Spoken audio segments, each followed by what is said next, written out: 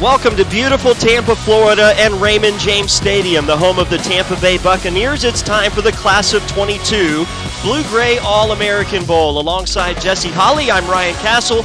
Jesse, should be a beautiful afternoon for some high school football. Absolutely. The weather gods have blessed us today here in Tampa. It is perfect weather, and it is a perfect day for football. And I look excited to see these young athletes get a chance at their last high school football game today. We're going to go downstairs now to the third member of our team, and Michelle Montaigne. Packer Ken Stills.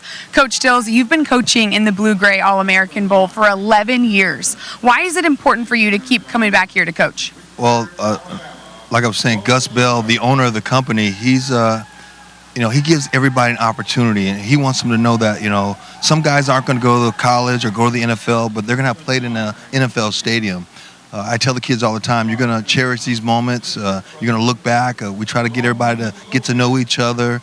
We try to pray with them and try to introduce them to the Lord. It's just a great chance to impact young men. And for the guys that don't go on to college or the NFL, they're going to have this picture on their office desk of them in Raymond James Stadium playing a football game. And it's just something I love giving back. I've been blessed to play in the NFL. My son's in the NFL. And I love the game. And I think I'm a pretty good coach, so it's just a great opportunity. Speaking of being a good coach, you coach here in your home state of Florida. What does it mean to you to get to coach here in Raymond James Stadium? Well, I've been blessed again by Mr. Bell. We've been in California at the Raiders Stadium. We've been in Dallas at Jerry Jones World and AT&T. I've been up in Titan Stadium. I've been over, so it's been a blessing. I was an NFL guy that's already played in the NFL, played in NFL stadiums, but a chance to come in here. And I try to tell the coaches, it's a blessing, it's an honor. It's something special to be able to walk into Raymond James and coach on this field. And I think it's important. And I know the kids love it. I try to invite my friends so they get that feeling of it. It's special. And at some point in time, we're all going to be in these stadiums together. When it's all over, said and done, we're going to be right here. We're going to be on the 50. We're going to be, thanking the Lord for opportunities. All right, well, thanks so much, Coach. Best of luck. Ryan, Jesse, back up to you guys. All right, Michelle, thanks very much. And the opening kickoff sent on the ground by Andrew McMillan. We'll see Team South out there in the gray jerseys to start the football game here at the home of the Tampa Bay Buccaneers. And hopefully get a chance to talk a little bit more about some things that Ken Stills just said downstairs with Michelle. But before the first snap of the game, we have a penalty here against Team South. And Jesse is a guy who played for 3 NFL teams in just about every NFL stadium. This is a special opportunity, something unique to the Blue-Gray All-American Bowl, and this is such a special time for these players. Absolutely. As a professional, you get excited to come and play in these different stadiums. So I can only imagine what it means for these young high school athletes today that you can say I played in the same stadium as some of my favorite NFL athletes. And to be here at Raymond James Stadium is definitely an honor and a privilege. And I hope that they really take a moment to look around, and to take it all in and realize that this is a unique opportunity that they have today. And the first play on 1st and 15 after the false start penalty is a handoff for Team South. They get back to around the original line of scrimmage. Some other unique aspects of this game, 16-minute quarters. That's the trademark of Gus Bell, the CEO of Blue-Gray football. And it's just an opportunity to get the players more chances to put something positive on film. And on the second running play in a row for Team South, Caleb Galashaw, the running back out of Leesville High School in Louisiana, who's got some interest from Tulane and Louisiana Lafayette, among others, will gain about 4. And an early third down opportunity here for Team North defense to get off of the field. And another thing that's unique about this game, all these athletes, very limited practice time together. They had 2 days to practice, 3-hour practices apiece. So being able to come out here and get these plays down and be able to run them efficiently and effectively, that's going to be the key. And those teams who do it the best usually are the ones who come out with the W. And they're going to throw on 3rd down. That pass is caught for a first down across the 35-yard line. Well done there. Blaine Romano with the completed pass up to Torrey McClary, the receiver out of Charlotte High School right here in his home state of Florida. And he moves the chains for Team South. And when you look at a move like that, you talk about a receiver on a slant route, 3rd down. We call that the money down. That's when guys go and get paid. When quarterbacks go and get paid, and of course when receivers go and get paid, when you can get off the line of scrimmage, catch a ball on 3rd down, and move the chains. So a good start here by Team South. They're going to toss left for Galashaw, and Galashaw with a good little burst outside the numbers will cross the 40 up to the 42. Gain of 4 for Caleb Galashaw out of Leesville High School in Louisiana. Good-looking running back, has good size. Listed at 5'9", 175. And these guys come from all across America to come here to Florida. This is the third of our class of 22 Blue-Gray All-American Bowls. We had one back in December in Arlington at AT&T Stadium, another one a couple of weeks ago at AT&T Stadium as well. Romano will throw here on second down. That pass is completed, but not much of a gain as a nice tackle was made out in space there. Jayden Gibson on an island there, Jesse, made the tackle pretty immediately. Short gain on the play. It's one thing for a defensive back to be able to cover and to be able to run. Those things are kind of a given when it comes. But when you're able to make yourself elite and put yourself in that really good class of quarterback is when you can come up and make open field tackles. When the coaches say, hey, we can leave you out there by yourself, you can cover a number one receiver, but you can also come up and make tackles. That separates just a regular old DB and those of the elite kind. Nicholas Farrow made the last catch for Team South. And now 3rd down and 4, and they hand to Galashaw, and Galashaw will cross the 50 with another Team South first down. They are really doing a nice job up front, getting Galashaw some seams to run through. And when you talk about the briefness of what practices have been for the All-American game is, 2 days of 3-hour practices, you don't have much time to really learn a lot of different concepts. So if I can establish a running game early on, that's easy for offensive linemen. Hey, pick the guy in front of you and just move him backwards. And if you can do that and get a good running game going, that then opens up your passing game. Luke Streeter, Nicholas Swanson, couple of guys on the right side of that offensive line on this first possession for Team South. And they have given it back to Galashaw here on first down. A steady dose of Caleb Galashaw here on the first drive, and he gains 3. Yeah, if you're able to pick up those 3-4 yards of carry, that's good. That's what we call that as profit. That's good profit from the running back. 4 yards, 5 yards, because at the end of the game, late in the third, early fourth quarter, those body blows begin to affect the defensive line, and those 4-yard gains will turn to 8-yard gains and 12-yard gains. Romano will now come under center and gives it to the deep back. And a good strong run down to about the 42-yard line. Going to bring up 3rd down and short for Team South. Take a look at some of those offensive linemen for Team South. Donnell McDonald, 6'3", 270 out of North Mecklenburg High School in North Carolina. And then Dominic Webb at 6'4", 300 right here in Florida, played at Cape Coral High School. Those guys are really moving that Team North defensive line. And it's not a cool day here in Tampa. The temperatures are, up in the high 60s. Romano's going to throw here on 3rd down, escapes out of the pocket, and he'll be brought down short of a first down. Team North believed there may have been a fumble on the play, but the officials will rule Romano down about 2 yards shy of a first. And those names that you mentioned, right, 6'4", 6'3", 270, 300 pounds, those are prime candidates, RC, for my all-grocery bill team right there. Those are the guys who, if I'm their parents, I do not want that grocery bill. That bill comes in, those boys eat and eat and eat. They'll eat you out of house and home. And so you got those big 300-pound high schoolers. That's the all-grocery bill team right there. That was a nice tackle there by Baden Hancock to stop that drive for Team South, and now Team South will be punting. Pierce Stanton is the punter for Team South. And you see no rush on the punter. That's pretty standard for most of these All-American games, and the high punt will actually take a Team North bounce back outside the 25-yard line to about the 26. So a good start for Team South on their first drive, but it stalls out just past midfield, and now we'll get a chance to see the Team North offense for the first time here in Tampa. Just over 11 minutes remaining in this first quarter. No score between the North and the South. This is the 10th year of the Blue-Gray All-American Bowl, and they've had a game in Tampa 9 out of those 10 years. We're not able to be here last year, Jesse, due to some COVID-19 protocols, but so happy to be back here at the home of the Bucs. And when you're talking about NFL stadiums, this is one of the great ones. This is one of the really good ones. The atmosphere, the seating, the location. And so to be able to be here today in the B&A Stadium is definitely a privilege for me as well as these other players. Here's a trick play on the first play from scrimmage for Team North. They try a reverse pass, and it's caught. Here's Team North. They pull a trick play out of their basket, and they're going to score a touchdown.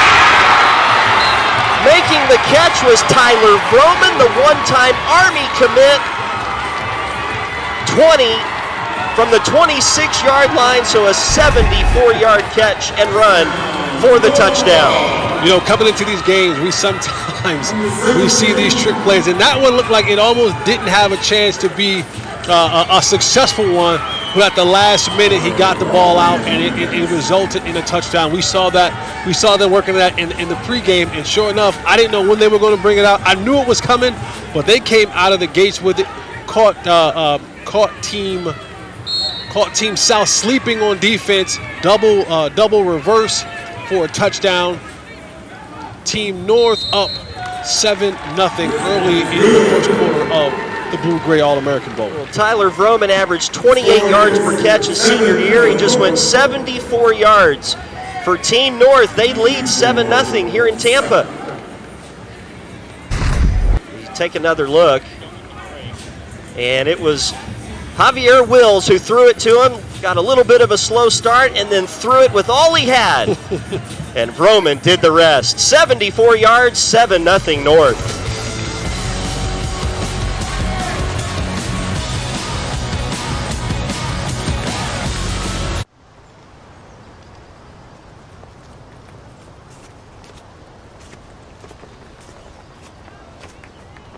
Hey, bud.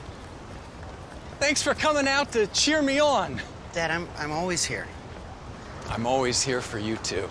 Okay, go, Dad. Thanks. No, everyone's passing you. Oh, you got it, Coach. Switch to Progressive and you can save hundreds. You know, like the sign says. There's good, and there's sourced for good. Like supporting farm workers, communities, and the environment good. Like higher wages good, funding student scholarships good, and helping to build health clinics good. And with over 100 products in our stores that are sourced for good, a single purchase can do something great. Sourced for good, only at Whole Foods Market. Well, it took one play and 74 yards for Team North to get on the board here in Tampa. We're at Raymond James Stadium for the Class of 22 Blue-Gray All-American Bowl, and a trick play for Team North gives them a touchdown. Tyler Vroman getting about 45 yards after that catch was made, and the receiver, who was a one-time Army commit, one of the top 10 receivers in the state of Michigan, is getting heavy interest from Michigan State, showing exactly why with that catch and run. And now the ensuing kickoff. Here comes the return by Nicholas Farrow, and he'll give his team a little shot in the arm as he gets up across the 30.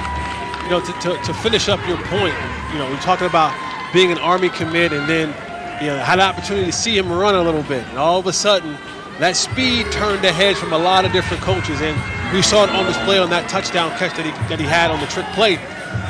Speed will always kill, and you can't coach speed a lot of the time. Sometimes guys just have it, and when you have a guy like that, you can use that guy in any facet of the game. We saw that yesterday all across the league. Guys like Tyreek Hill, those fast guys in the National Football League, they're always able to find a job for them, because when you got a 4.4, 4.3 speed, that's what I need, guys like that on my football team. No question. And Blake Kendall will be the quarterback now for Team South on their second possession, and he throws across the middle in a completed pass across the 45-yard line. Little slant across the middle, and he connects with Kingston Oliver, the receiver out of Lafayette, Missouri. And a good opening start to the drive for Team South. That ball jumped out of his hand. That's one of those live arms right there. When that pass comes out accurate, comes out on time, and it has a little heat behind it. As a receiver, you want that, because I want to get the ball in that hole before I get to that safety, so I can now identify him, make a move, and avoid that big hit. Zakeem Brooks has entered the game as a running back from New Bern High School in North Carolina. He's the running back behind Kendall. who will throw here on first down. They're going to go deep with a man open. Ball's caught inside the 10-yard line. Kingston Oliver this time gets behind the defense, and he sets up first and goal for Team South. Beautifully thrown ball here by Kendall, and a nice job to adjust to that by Oliver. Yeah, when you watch that play, Oliver, he stacks the defender, beats him inside, stacks the defender. Safety is late getting over the top in that cover two, and that's a perfectly thrown ball by the quarterback. Laid it in there on this beautiful sunny day here in Raymond James. Don't have to worry about those blinds, like the other stadium in Arlington. Yeah, there's no curtain that would keep that out of here, that's for sure. That was Braxton Springer who made a touchdown-saving tackle, and the ball's out for Team South. It's fumbled down around the goal line. And the officials will have to sort this out here. It looks like Team South will be fortunate to recover the fumble. As we take another look. Yeah, just some miscommunication there on the handoff. Brooks just never got it from his quarterback, Kendall. And Team South really fortunate here to keep the drive alive. It actually turns into a really positive play for them. I don't know if that was in the playbook, how to get a 4-yard gain on a missed handoff, but it worked out for him this time around, but I wouldn't want to go back to that play too often. Second and goal down at the 2-yard line. And they're going to sneak ahead. Kendall is in for the touchdown. Blake Kendall does it himself from the quarterback position. And Team South with a couple of big plays in the air, and they are an extra point away from leveling the game at 7. What a great drive by Team South. It started with a great return on special teams, bringing them back about to the 35-yard line. 2 great passes from the quarterback on the slant and then on the go route, beating the coverage downfield. You fumbled your way to the goal line, and then from there, quarterback sneak. That was if you couldn't draw up a better drive than that. Maybe not the fumble on the drive, but you couldn't draw up a better drive than that from start to finish. Now you got to finish it off with the kick. And the extra point here by Luke Krieber is up, and it is good. And boy, Team South not deterred by the long trick play that Team North had to start their offensive efforts here today. And they march right down the field. 2 big pass plays, both caught there by Kingston Oliver. And Jesse, as a former receiver, I just want you to talk a little bit about what Oliver was able to do on that drive. He sort of showed us a little different variety there in the route tree, going with the slant and then the go, and made a couple of really nice plays. Yeah, on the slant, a lot of times in these games you're going to see a lot of cover 2 coverage, and so that inside is open for the receiver, but you got to widen that DB because you want to make sure that I have enough space between the defensive back and that first linebacker to my side. And so being able to get the slant in and then the quarterback delivering it on a rope for the completion, and then on the go route in cover 2 coverage, they don't want to give me the outside, so I take the inside release, stack back up outside so I stay away from that safety. Quarterback dropped it in because the safety was getting over late for 2 huge plays on this drive, and then the quarterback sneak to go inside. That's the way you cap off a drive from Team South. And responding after a 1-play trick play touchdown from the North. So now Team North with the return coming out from the 2-yard line. This is Rayshawn Manning on the return. Actually, I'm sorry, Ray Coffey returning here for Team North. Coffey out of De La Salle High School in Illinois, and he gets out to the 25-yard line. And I think that's what makes the last drive by Team South even the more impressive, Jesse, is that it came after that long trick play, sort of demoralizing play early in this ball game, and Team South said, okay, let's take a breath. We're going to go out here. We're going to play our game. And they went right down the field to level it up at 7. If football is a long game, and if a team scores early on you early, you got to be able to respond. And now the game is back tied up 7-7, and now we'll see what this defense is able to do. I promise you they won't be asleep on this first play. Matt Riley is the new quarterback for Team North. Let's go downstairs to Michelle Montaigne. Thanks, Ryan. I am here with Brad Harris. Brad, you've been getting to learn from NFL vets all week long. What has this experience been like for you? It's been a great environment to be a part of, all the knowledge those coaches have from all the NFL players. It's been great to learn from them. As an NFL hopeful, right, what's the biggest thing you're taking away from learning from these vets? Just how they handle themselves mostly. It's very professional, so it's the biggest. All right, now time to talk about you, Mr. 13 offers, right? But you've narrowed it down to 2, Cincinnati and Rutgers. You have a big decision to share. Where will you be playing collegiate football? I'll be staying home and committed to Rutgers University. Rutgers University for Brad Harris. Why Rutgers, Brad? Just the coaches, I really fit in with them, and it's close to home so my family can come and watch me play. So. Well, congratulations on a huge decision, Ryan, Jesse, our first commitment down here on the field. All right, Michelle, thanks very much, and congratulations to Brad making his announcement. Going to go play for Greg Schiano up at Rutgers. And back to the field of play, Matt Riley trying to dump one into the right flats. That pass a little short, incomplete. Will set up a 4th down and a 3-and-out produced by the Team South defense.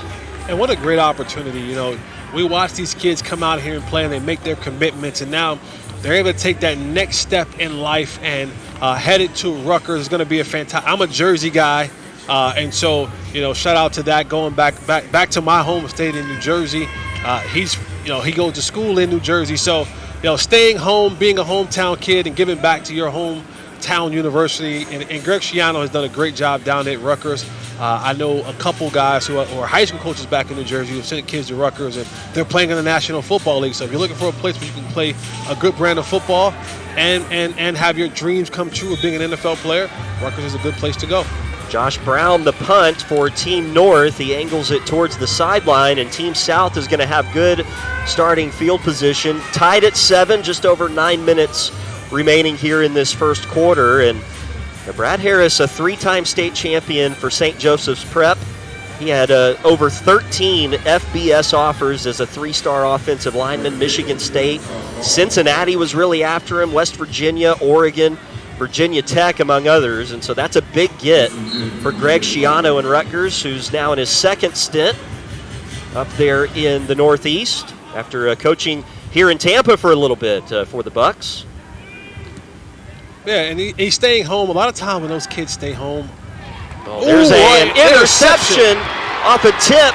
Team North with the first takeaway of the game, and here's the return deep into South Territory.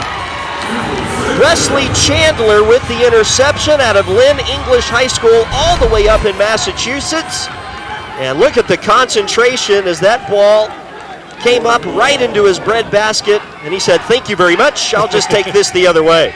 I know it's about to be February, January's over, but they look like it's still giving out Christmas gifts right there. That one was wrapped with a bow on it, sit directly to him.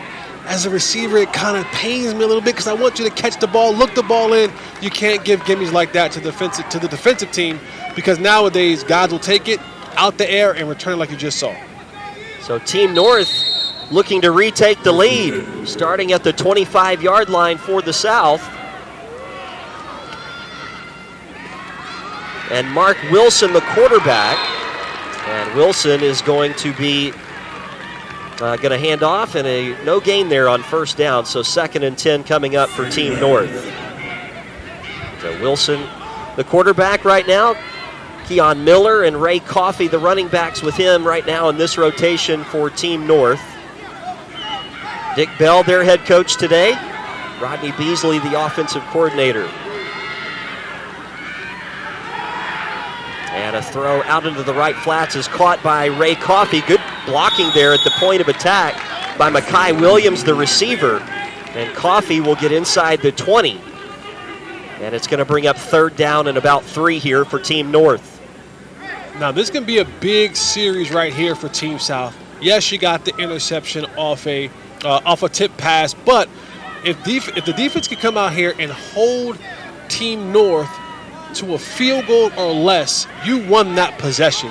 You've given your team another opportunity to come back and not give up points. Wilson will hand off, 3rd and 3, and a nice job here by the running back, Keon Miller, to find the sticks and cross the 15-yard line for a 1st down for Team North. They'll keep the drive alive.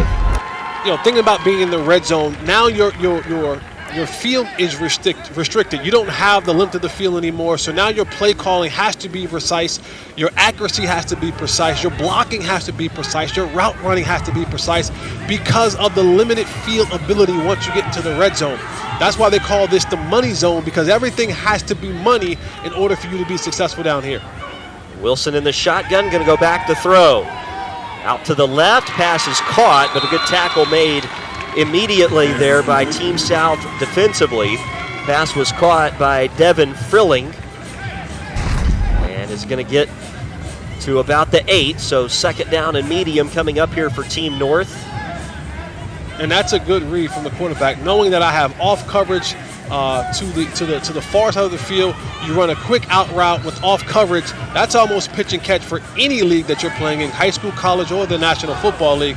Deliver the ball for a great game. Wilson will go in the right flat again for Coffee. He got the 5. He turns upfield, lowers the shoulder, and will get down to about the 2-yard line. That will be enough for a first down for Team North. So they'll have 3, maybe 4 cracks at getting in the end zone here to retake the lead. Just under 8 minutes remaining here in this first quarter. We're glad to have you with us at Raymond James Stadium here in Tampa, Florida. Ryan Castle, Jesse Holly, Michelle Montaigne. Now, if you want to make this, you want to make a surefire way to be on the first team all grocery bill team, here's where you get it done. Down here in the red zone, goal line stance. Now, this is just man football right here. The guy in front of me, I'm going to block, create seams for my running back so he can get in the end zone. Look at Coffee, just resilient. Not going to go down at first contact, and Ray Coffee backs his way into the end zone, and North is back in front. That's a great run right there. That's a tough red zone run. The thing about the red zone is you don't have time to be bouncing holes. I got to get down the field, get to where I got to get to.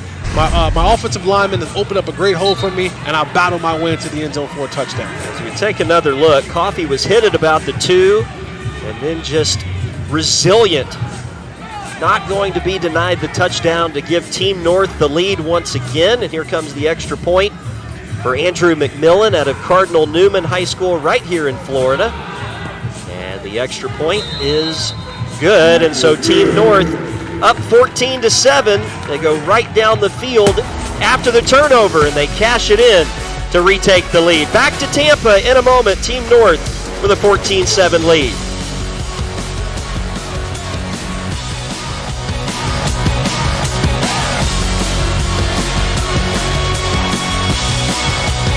Someone's not doing their job. Okay, let's keep going. Shopping for the game can be a minefield for young homeowners who have turned into their parents. Can you believe how many different types of water they have in this aisle? Kim, did you just change blades back there? This is perfect. Jackpot, variety pack. Remember, it's a football game, not a play day.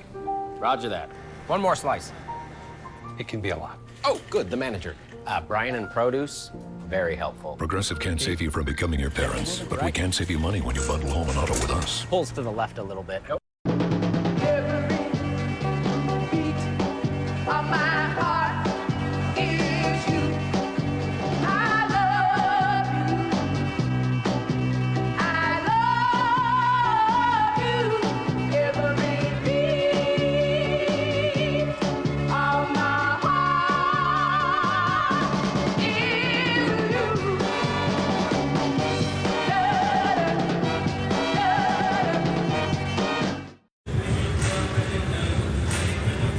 (14-7) North. They cash in the turnover. Wesley Chandler with the interception and long return, and then Ray Coffey capping off the drive with a 2-yard touchdown run. 14-7 North. Just over halfway through this first quarter at Raymond James Stadium. Ryan Castle, Jesse Holly, Michelle Montaigne, our entire crew. Thanks for spending the last day of January with us. Beautiful Tampa, Florida today. The kickoff by McMillan will go 3 yards deep in the end zone, and Nicholas Farrow will bring that thing out across the 20, and Nicholas Farrow with another good return, Jesse, up to the 30-yard line. And this is the one thing a lot of times that on any level is not talked about a lot. It's the return game. It's the return game on the kickoff and the return game on the punt. This is hitting yardage. None of these stats really go into any sort of category, but when you can have your team start at the 30-yard line, that now gives your team a huge momentum boost of being able to flip the field for you. Even if you don't get points, when you punt the ball, you now put the opposing teams back up against their goal line and make them have to travel the field. So if you can play this field position game a lot, now you're able to find yourself in a better position to score points. So Team South back to work, starting at their own 30, and they'll hand off on first down, and not much room to work there as Galashaw will be tackled in the backfield for a loss. Team North getting after him right there with that defensive front. And now this is where the game starts getting a little bit, guys have gotten the jitters out, the butterflies are going. I got my first hit. We made some plays, we missed some plays, and now the game kind of settled in a little bit. And now you can start seeing the real football players come out and the real plays being made offensively and defensively. And to your point, Jesse, Blaine Romano now in his second series as the quarterback. Got him. Pump fake and a man open deep, but it's overthrown and incomplete. That was intended for Torrey McClary. And the receiver out of Charlotte High School right here in Florida, just a few yards away from what would have been a long touchdown. We talk about offensive coordinators all across the league, being able to set plays up. If you remember the last time they were out, the opening play was what? A slant. They hit on the slant play. They come back to the sluggo, slant and go. That's what a sluggo is. And now they got the safety to be nosy, stay inside. The DB gave up the inside leverage, which means he had a lot of field back to the sideline. Just a little bit overthrown by the quarterback. That would have been another big play for Team South had they been able to connect on that. And now they're backed up 3rd and 13. Romano will be in the shotgun with two running backs. Galashaw in the game right now with David Reed at the running back position. And with the play clock winding down, timeout is called by Team South. Team North trying to get off the field. Reggie Young, their defensive coordinator today. Team North leading 14-7. And I want to go back to your point from just a few minutes ago, Jesse, about special teams. You know, you talk about football teams and say, okay, well, are you guys good? Well, the first question almost always should be, what's your special teams look like? Are you good at special teams? And it's such a forgotten aspect of the game, but you look at any good football team, they are good in that aspect of the game. Absolutely. You know, you always say that you want to end a possession with a kick, whether that's the kick for a field goal, a punt, or being able to kick for an extra point after a touchdown. All three of those kicks matter in a football game, but you got to be able to cover, you got to be able to return, you got to be able to do a lot of specific things on the special teams level that'll give your team a chance for great opportunities to win a game. So Romano on 3rd and 13 in the pistol. Wants to throw left, has a man open, and he overshoots McClary again. It'll be 4th down, and let's go downstairs to Michelle Montaigne. Well, guys, we're here at Raymond James Stadium, and it's really exciting for these young guys to get to play in the home of the reigning champions on the same turf where Bruce Arians and company just brought it home almost 1 year ago. Now, I asked a bunch of these guys what it means to them to get to play here in this stadium. Overwhelmingly, they said this is an experience they will remember for the rest of their lives. One of them even said, it's a little intimidating, but it is pretty cool to be playing out there on that field where Tom Brady was just 1 week ago. Ryan? Yeah, Michelle, no question. And when you factor in the fact that Super Bowl 55 was here, just an incredible experience. And this punt goes into the return man. He does a nice job to gather it back in. And up to the 35-yard line will go the returner, Denori Mack, out of West Columbus High School in North Carolina. And you and I talk about this a lot, Jesse, but you know, for a lot of these kids from Idaho and from Montana and places like that that don't have professional football, even to be in this stadium is a huge thing, but to be able to play on it, that's a whole different thing entirely. Absolutely. You know, everybody watches the great Tom Brady play football game, or whether you're watching Dak Prescott when they play in Arlington at AT&T Stadium. So your favorite players play on this field, and now you get a chance to say, I once roamed the same ground that Mike Evans have roamed, Tom Brady have roamed, and all the other greats in the stadium that we play in across America. Kids now get a chance to come here and have that moment in time in great stadiums like this. And Team North leading 14-7, get off to a good start on this drive. Mark Wilson, the quarterback, with a handoff to Seth Burundi and a first down carry up to the 46-yard line. Wilson will hand it off again, and a big hole up the middle into Team South territory to about the 45-yard line, and they've started off with 2 running plays and been productive on each one of them. And the good running plays, it also sets up for your play action. Now, I have those linebackers begin to bite up because we're giving up big yardage, and now those holes open up behind them for my passing routes, whether that's the seams, the slants, the in routes. You have your pick of the litter when you get a good running game going. Mason Peterson on that last run, and Wilson's throw here on first down is a little too tall for the intended receiver, Andrew Palos. It'll be third down coming up. And that's easy pitch and catch right there between the quarterback and the receiver. You got to just be on the opposite end. You know, good throw. Got to look it all the way in, not let it go through your hand and out of bounds. Wilson showing off the arm strength there. Really fired that into Palos, but a too tall incompletion. And so now third down and 11 for Team North, trying to keep the drive going and extend their lead with just under 6 to play here in the first quarter. And they're going to hand off, and Team South wants nothing to do with that. Into the backfield quickly to stop that in its tracks was Sebastian Melendez. Melendez puts an end to the drive for Team North. Well, you see there, Jesse, he came in unblocked off the defensive right side and just blew that play up from the beginning. Yeah, Team North, they tried to pull the right guard coming around on that RPO, picking up that defensive end. But he read the RPO. He said, I got the running back. That's all that matters to me. I'm going to go and blow this thing up. So before the right guard can even get around to get to that pulling block, the defensive end had shot up the field and disrupted that play for a 5-yard loss. And now Team North will be putting the ball away. So Josh Brown will kick it back to Team South. They've got Nicholas Farrow waiting back at the 10. And the punt is again angled towards the sideline, and Farrow will watch it go out of play. And here's everybody's favorite part of football. Where exactly will that side judge stop? Ball is going to be marked at the 20. So it'll be first down, Team South, 4:54 remaining here in the first quarter. And Team South trailing 14-7.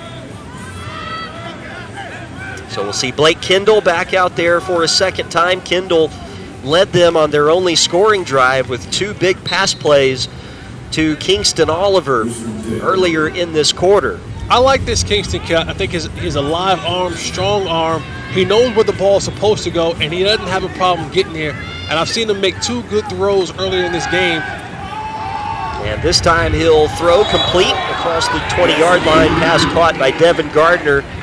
And a tackle made immediately here by Team North. Right there was Javier Wills, who threw the touchdown pass earlier in the game for Team North on a trick play.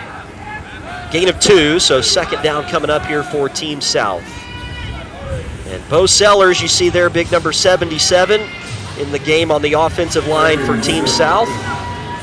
Just recently announced his commitment to Troy, but had Ole Miss in the mix as well for his recruitment. Handoff here for Team South, and a good burst right up the middle across the 25-yard line. It's going to set up third down and 3, and let's go downstairs again to Michelle. Well, Ryan, I am here with Ryan Hacker, and he actually is from Tennessee, but plays Florida high school football at IMG Academy. What has it been like playing football here in Florida away from your home state?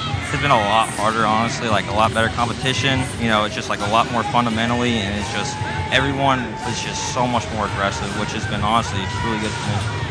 I mean, being here in Florida, you're surrounded by top football talent, and then here at the Blue Gray All-American Bowl, learning from these NFL vets, what is the biggest thing you've taken away from them? Just working on mainly on the fundamentals, honestly, of football, working on just the small things and letting the bigger things, you know, go on their own, and just working on what you need to work on in order to become better. All right, now Tennessee kid, you've committed to Tennessee Tech. How excited are you to get back home to play college football? It's going to be great, you know. I'm really excited. My family, everyone in my family lives in Tennessee, so, you know, it's going to be really huge when they're able to come watch me play, and all my friends, and so it's just going to be like going back home again. So it's just really exciting.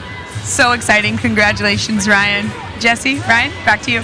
All right, thanks, Michelle. Ryan Hacker going to Tennessee Tech, playing here today for Team South in the home of the Tampa Bay Buccaneers, as Blake Kendall takes off himself on 1st and 10 from the 31-yard line, and Kendall on the quarterback run will gain about 5 to set up second down. And, you know, that's the second time in the broadcast already, Jesse, that we've had an offensive lineman say, hey, I want to stay close to home. to play. Brad Harris from New Jersey elected to stay home and play for Rutgers. Same thing with Ryan Hacker, even though he played at IMG Academy in Florida, wants to go home and play at Tennessee Tech. And that is sort of an underrated motive for these players in finding a home for the next level. Well, it's because mom's cooking is still there. It's the offensive lineman, RC. I want to stay close to where mom's cooking is at. I don't want to go down to the pizza shop, and I don't want to be, you know how it is when you're in college. You're a starving college student. Big boys don't want to have any part of starving. So if I can stay close to where mom's cooking is at, she can bring down the meatloaf, bring over the stuffing, bring over the pasta, all those great meals. Mom can just wrap up and bring on down, and it'll still be warm when it gets there. That's how you stay on the all-grocery bill team, right? You stay in your home state, close to your folks. And Aaron Pasick with the catch there for Team South. They're moving the ball nicely on this possession, down by 7 with just over 3 to play in the first quarter. But Team South with a first down up at their 45-yard line. Mark Jones, their offensive coordinator, coming in and coaching under Ken Stills for Team South here today. Fred Flowers is the defensive coordinator for Team South. Ken Stills, the coach for Team South, telling me last night he gave the keys to the offense to Mark Jones. And here's a throwback to the opposite side. And a good thought, but some poor execution. That was almost an inverted Philly special there for Team South, and it, well, turned into something special for Team North. Intercepted on the play. Another trick play try right here. Sometimes when you got to throw back to where guys, you're not used to seeing the field as a receiver, and he threw it into harm's way for an interception. But I want to go back to something that Ryan Hackett said, who was the new signee to Tennessee Tech, we talked about the little things. He said, Michelle asked him, what did you learn from being around these NFL coaches? He said, learning about the fundamentals of the little things. And I think that is huge in football when you get a chance to go back and learn the little things. Just being physical, being strong, being fast, being athletic is all a part of the game. But it's the little things that will make you a much better complete player. And as I speak of the little things, watching the ball into the catch, not trying to run before you get it, is a little thing that you have to learn at this level so that you don't make the mistake at the next level. Yeah, that pass by Matt Riley dropped on first down. That was Miles Parsons, who was in the right place there for the interception for Team North. And on first down, the drop pass. So 2nd and 10 here for Team North. And you're right, Jesse, good football teams do the ordinary things extraordinarily well. And Ryan Hacker spoke to that in his interview downstairs with Michelle. And out of the backfield, pass is caught here by DeAnthony Joyner, the running back out of Faith Christian Academy in North Carolina. He sets up 3rd down and 4 coming up here for Team North. And even on the, being disciplined, doing the little things, even on the interception by Team North, it was having the wherewithal and the discipline to stay at home, to not follow the reverse, to not get out of position, but stay at home and be where I'm supposed to be, alignment assignment-wise, and I got a cherry that thrown my way for an interception. It's their 2nd interception of the quarter. They've already got 7 points cashed in off of turnovers. This pass deflected down at the line of scrimmage. It's going to be 4th down. So this time Team South will get the stop, and Team North will punt it back to the South. A good game so far. Both offenses playing well. We've seen some defense as well with the 2 takeaways by Team North. Now the South will get it back down by 7. And the big guys are taught up front, hey, when I'm rushing and I can't get to the quarterback, when that time clock goes off in my head, I get my hands up, right? 1 1,000, 2 1,000. If the ball is not gone by 3 1,000, I'm trying to get my hands up so I can either make a deflection or make the pass more difficult for him to connect with the receiver downfield. Nicholas Farrow waiting back deep to return the punt by Josh Brown. It is again angled towards the sideline, and it's a good punt by Brown. It will be downed inside the 10-yard line by Team North. So the South will be backed up to start their next drive. Just over 2 minutes remaining in this first quarter. And you spoke earlier, Jesse, about the limited practice time for these teams here in Florida. They got to practice actually right next to the hotel they were staying at here in Tampa, but just 3 hours on Saturday, 3 more hours on Sunday. Typically, you see the offenses struggle in games like this because that's just not enough time to install an offense and get the timing right. But so far, I've been impressed with the quarterbacks being able to connect with these receivers. Absolutely. It makes it a lot easier when these receivers are running wide open, right? So if I got a receiver who's wide open or the coverage is off, now it's just pitch and catch between myself, the quarterback, and the receiver. And C.J. Sims is going to be the quarterback here for Team South out of Vieira High School in Florida. On first down, he'll throw to the right in a big collision at the 5-yard line. Pass is incomplete, and it's all because of the big hit applied there by Team North. Nasir Winston got in here and just absolutely turned the lights off with the Team South receiver. And that's one of those deals right there as a DB when you're in coverage, and a lot of this game they've been playing cover 2 coverage. I really don't have any responsibilities but flat. And so when I see this kind of play happening right here, all I have to do is just shoot the gap. Receiver can't block until the ball is actually caught, and now you hope that he takes a step back or he backpedal a little bit. He didn't. He read it, and man, he laid a hit. He laid a hit, and cheer a lot of times for the hit, but you want to make sure that these young athletes get up off the field and it's okay.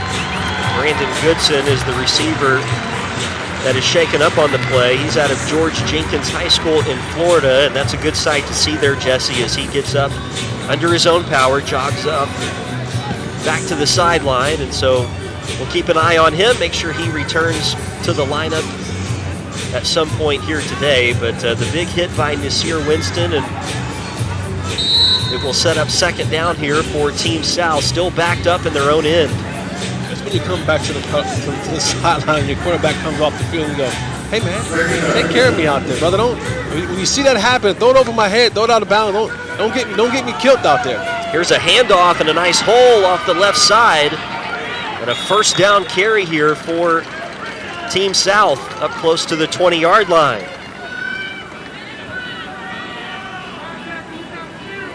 It's a good running lane, found a hole, was able to give a little wiggle move, get through the hole for a big gain, and now you got yourself in the 20-yard line, and you're not so close to that end zone, and you can call more plays. I'm not afraid of the back, the drop back. I'm not afraid to do some other things because now I have a little bit more room to work with. Traquel Murray with that last run for Team South to give them a first down. He's out of Colleton County High School in South Carolina. Sims will turn. He'll hand it again to Murray, and this time Murray wrapped up in the backfield. Going to lose yardage on the play. We've got a stoppage in play.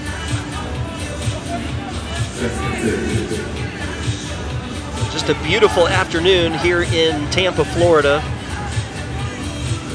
Final day of January here in 2022, and the last of 3 2022 Blue-Gray All-American Bowls. If you missed our prior 2, those are available for you to watch, especially if you're a college coach and you're looking to round out your roster.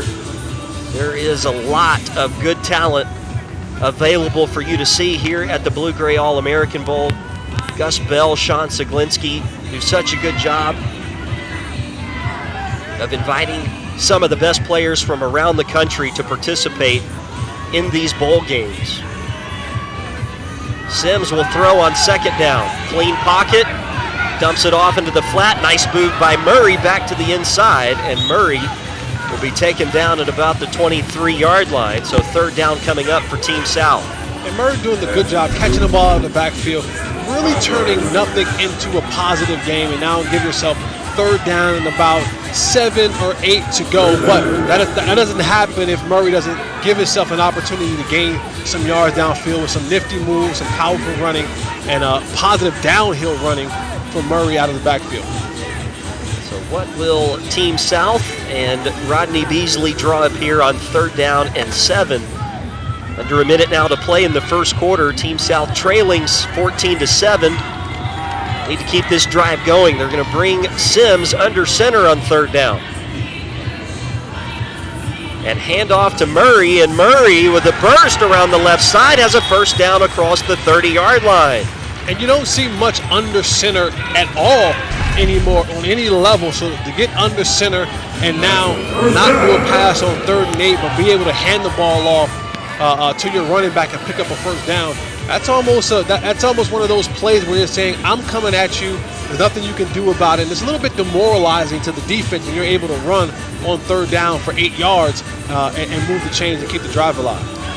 Yeah, I'll have to be honest, partner. When they handed the ball off, I said, ooh. Well, Murray said, okay, I'll just get the yardage myself, and he did up to the 35-yard line. Traquel Murray having a good drive for Team South.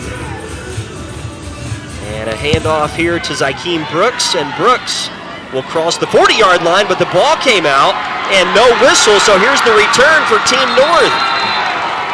Team North, if this stands, will just have gotten its third takeaway of the first quarter.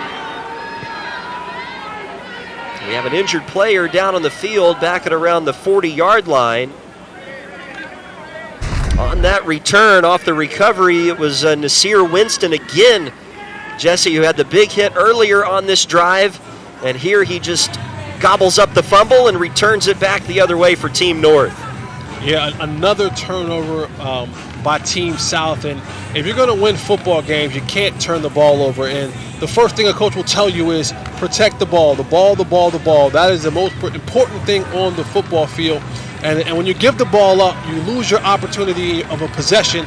You give it an extra possession to the opposing team, and you can't win football games. You can't win any game when you turn the ball over, but especially in football because you get so few possessions in an entirety of a football game. Brooks, who lost that fumble for Team South, is the guy shaken up on the play. He's now to his feet and coming to the sideline. You look at Nasir Winston right there, two really big plays on that drive. The defensive back out of Leesville Road High School in North Carolina. With the fumble recovery and the return to the 21-yard line for Team North. And now Mark Wilson, once again the quarterback for the North. Going to go back to throw on first down. Pressure comes. He is hit and sacked back at the 29-yard line. Getting in there to make the play was Maxime Shushinsky, defensive lineman out of Providence High School right here in his home state of Florida. And he shot off the football like he knew to not count himself. Beat the left tackle around the end. It could have been a holding penalty as well, but got after the quarterback and got a sack. That's what you like to see from your defensive ends, being able to shoot off the ball, beat them with speed around the end, and get the quarterback sacked. Well, the first quarter's over here in Tampa with the North leading 14-7. Good game so far. Back to Tampa in a moment.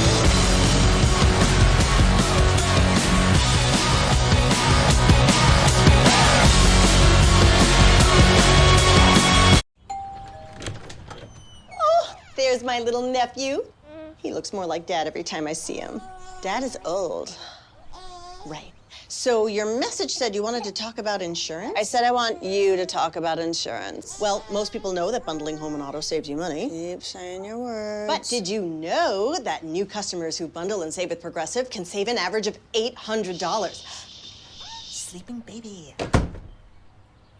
I love you too. There's good, and there's sourced for good. Like supporting farm workers, communities, and the environment good. Like higher wages good, funding student scholarships good, and helping to build health clinics good. And with over 100 products in our stores that are sourced for good, a single purchase can do something great. Sourced for good, only at Whole Foods Market. Well, the story of the football game so far, turnovers. 3 of them by Team South and a 14-7 lead as we go to the second. Team North with the football. Second down as we start the second quarter. Mark Wilson in at quarterback for Team North with a play fake and a throw to the right side is caught.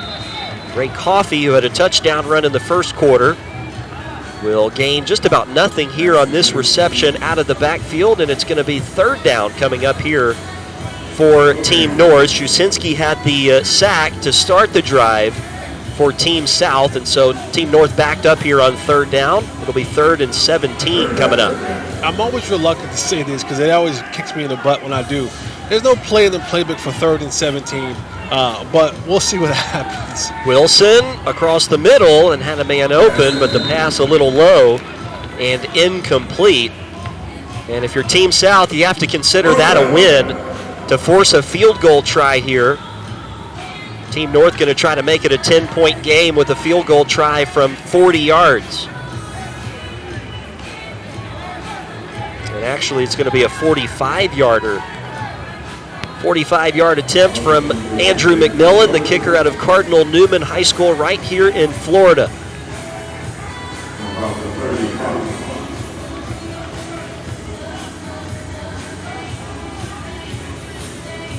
Trying to give Team North a 10-point lead. And he missed it wide to the left for McMillan. And so what a job there, Jesse, by Team South defensively. They get the sack on first down, nothing on second and third down, and then the field goal miss by Team North to keep it a 7-point game. Those are the wins within the game. If I can win possessions like that, when we turn the football over, and defensively we come in and we get a stop and we hold them to no points, that's a win within the game. And you just saw Team South, after turning the football over, now have a win within the game from their defense. And now you want to come on the other side and say, all right, defense, thank you for holding it down for us. We screwed up. We fumbled the football, but you held it down for us. Now we have to come back out here and try to put some points on the board. So Blaine Romano will be the quarterback now for Team South. He was the quarterback in the first series for Coach Ken Still's team. He's in some trouble in the pocket. And still on his feet, lost the football, and that's going to be picked up by Team North. Here's the return. Oh, but they're going to say he was out of bounds. So no touchdown for Team North, but it is, Jesse, the fourth takeaway of the ball game here early, still in the first half, early in the second quarter, and this time it's Andrew Lockhart who makes the recovery. When we take a look here, this is just Romano maybe trying to do too much and just make a play. Yeah, he was watching a little bit of Patrick Mahomes last night, the whirly-dirly, ball is loose. I'm out here, just trying to make a play. But sometimes you got to just know that there's no play to be made. And we see that now in the younger age. We see it in the pros as well. You have to know when it's a loss, take the sack, protect the football most importantly, or throw it away and live to see another down. He tried to make a play, tried to do a little bit too much, and it resulted in a turnover. And now Team North has the ball right back in a position where they can maybe go on to score here. They're going to start at their 14-yard line, and Mark Wilson, the quarterback, is going to hand it off up the middle. Not a lot of space there for Burundi. He'll gain maybe a half of a yard, and that's it. And people talk about Steph Curry of the Golden State Warriors changing the game of basketball. You watch basketball now, and it's just three-pointer barrage all night long. Patrick Mahomes has done the same thing in a lot of ways at the quarterback position. And in a lot of ways, Jesse, the guy that you caught passes from in Dallas, Tony Romo, was kind of the first in that mold of guys who extend the play and try to make something magical happen. Yeah, and it's one of those things that come along with business when you're dealing with a quarterback who's mobile, has a strong arm, and they can believe that no play is actually dead, because you'll see tons of plays where they turn them into touchdowns and big plays, but every now and again, the laws come back to kick you in the butt and say, not supposed to do that, and you turn the ball over. That pass by Wilson caught by Jameel Gardner, the Kent State signee, and Gardner just shy of a first down, so third and about a yard. They're at the 5-yard line trying to cash in the fourth turnover of the day for Team South. And quite frankly, Team South fortunate that this is just a 7-point game right now. Wilson, the quarterback in the pistol, has Seth Burundi behind him. He gives it to Seth, and Seth will be brought down short of a first down. Great job up front by Team South. They make the tackle short of the first down. And now Team North with the decision here, Jesse, on fourth and about a yard. Yeah, and if you're Coach Bell, you got to say to yourself, all right, well, what are we made of? Is this a football team who can go and get 1 yard, or is this a team that we're going to have to go and kick the field goal? You don't want to leave points on the board because you got the ball back, but you got to believe it's 4th and 1. If we were in the NFL, they'll tell you analytics say you got to go for it right here on the goal line. We'll see what play they call. This will be huge. Wilson is hit and sacked. Coming in to put an end to the drive is number 46, Gavin Roll. The 6'3", 225-pounder from Melbourne High School in Florida. He came in untouched and just absolutely blew up Mark Wilson in the backfield.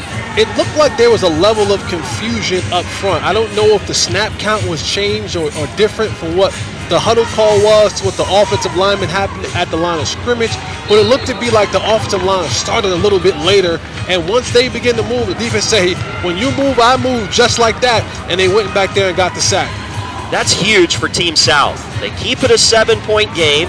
They start with the football, and they nearly hit the home run on first down. That pass from Kendall on a slant is incomplete. He was looking for his guy, Kingston Oliver, again, Jesse, and they nearly connected again for what would have been a big play. And that's right there on Kingston Oliver's fingertip. Good throw from the QB. You got to make that catch. You make that catch, and it looks like that you had a slight advantage on that safety. You make him miss, and now you'll hit your head on the goalpost in the end zone, 89 yards away. But you just that kills me when those passes aren't caught. That's a missed opportunity for the South. And on second down, they will hand off across the 15 up to about the 16-yard line for a gain of 3 or 4. And it will be third down for the South. Caleb Galashaw got that carry once again for Coach Ken Still's team. And this is a big third down for the South. They're in the football game despite the 4 turnovers, only down by 7, and they need to start trying to sustain a couple of these drives. And see, when they go into this 11 personnel set, what you normally get now is single high safety, so that backside slant is where they've been hitting it all day long. And they go to it again. He missed it. He missed the slant right there. He had the slant opportunity open, but he hit the back. Well, Galashaw just turned chicken feathers into chicken soup. There was nothing there on that play for Team South, and Galashaw right near the marker. They'll move the chains. It's a first down for Team South.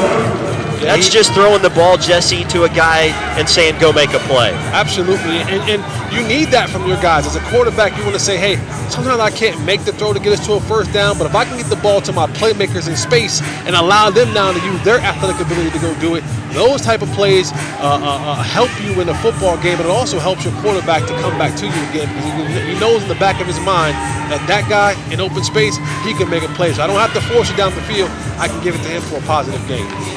Kendall will turn here and hand off once again to Galashaw, who tries behind the right side. And he will be taken down at about the 26-yard line. Gain of 4 for Galashaw, who is out of Leesville High School in Louisiana. We mentioned earlier to you that he has interest out of Tulane and Louisiana Lafayette. And after what he's been able to do so far today, that list is likely to grow. And that's the reason for this game. You know, it's a great opportunity for everyone to come here and showcase their talent. But those who have no offers have an opportunity to gain offers, and those who have some offers have an opportunity to gain even more offers because of their play on the field. And there's a nice pass break up there by the North's Lee Hutton. Just wrestling that ball out of the arms of Kingston Oliver. They tried to go back to that slant, and the incompletion will set up a third down and 6 here for Team South. When we look at this play, it's just being able to keep the guy on the inside of you, not let him get back into the play. The receiver drifts up the field. When you run a slant, I want to keep that slant tight, and what we call it quarterback friendly. I want to be able to keep my body and the ball away from the defender on my backside. When I begin to drift up the field, I open up that gate for him to undercut it and get to the action. 3rd and 6. Kendall back to throw. Nobody open downfield, but he slips out of a would-be tackle, still on his feet across the 30, and he reaches for the first down marker. This will depend on where they put it.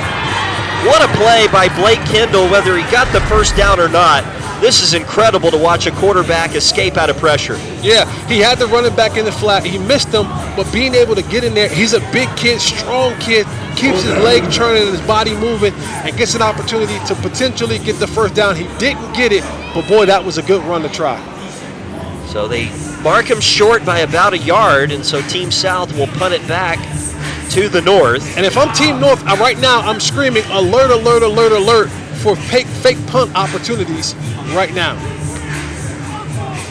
It would be a risky call, but it would certainly be something that we're accustomed to seeing in these Blue-Gray All-American Bowls. which just makes things fun. You see it in college bowl games where teams have been practicing for a month and they just want to do something fun. And this is a really good punt for Team South by Pierce Stanton. And a fair catch is called for and made at around the 20-yard line. So a good flip-flop kick there by Stanton to reverse field position. And it will be first down for Team North at their 20. When we come back to Tampa, 7-point lead for the North.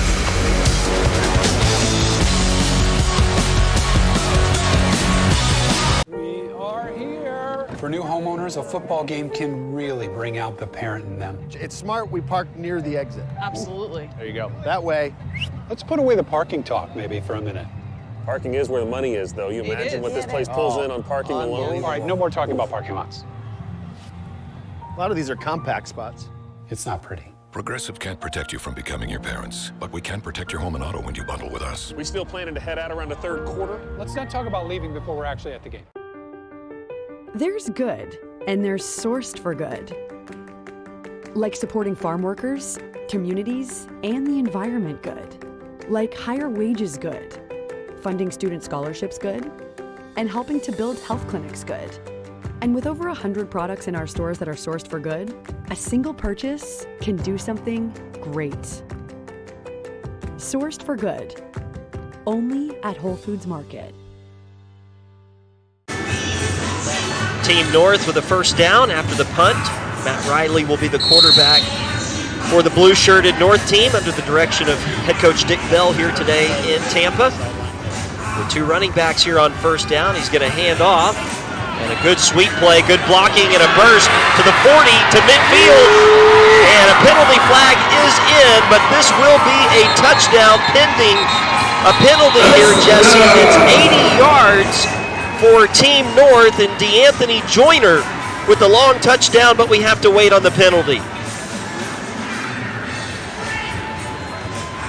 We haven't had a lot of penalties today so far. It's been a clean game here in Tampa. And this one may cost Team North a big play. Looks like holding that may bring this run back. And that's unfortunate because that was a great read and a great run, but all negated and all for naught after a holding penalty on that play. Well, it will be a spot foul, so Joyner will get a few of those yards, but not nearly the 80 he was hoping for. As we take another look at this, Joyner with the speed to get to the edge, and then one of the receivers, unfortunately, downfield for Team North with the holding that will bring back the touchdown, but it will still go as a 25-yard gain for Joyner. And a good start to the drive for Team North, leading 14-7, still early in this second quarter. With the Nance name Joyner, you would think he's fast, right? That's correct. Yeah, Riley will go back to throw across the middle. That pass nearly picked off. Nearly intercepted by Team South. It'll be 2nd and 10. Let's go downstairs to Michelle Montaigne. You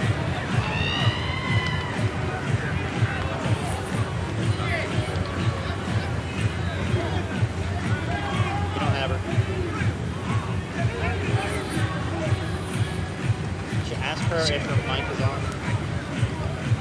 So we apologize for the difficulties there with Michelle. We'll try to go back to her here in just a second. 2nd and 10 for Team North at the 45-yard line, right on the pirate flag here at Tampa Bay Raymond James Stadium. Handoff, Joyner trying that right side again. This time Team South will handle it much better.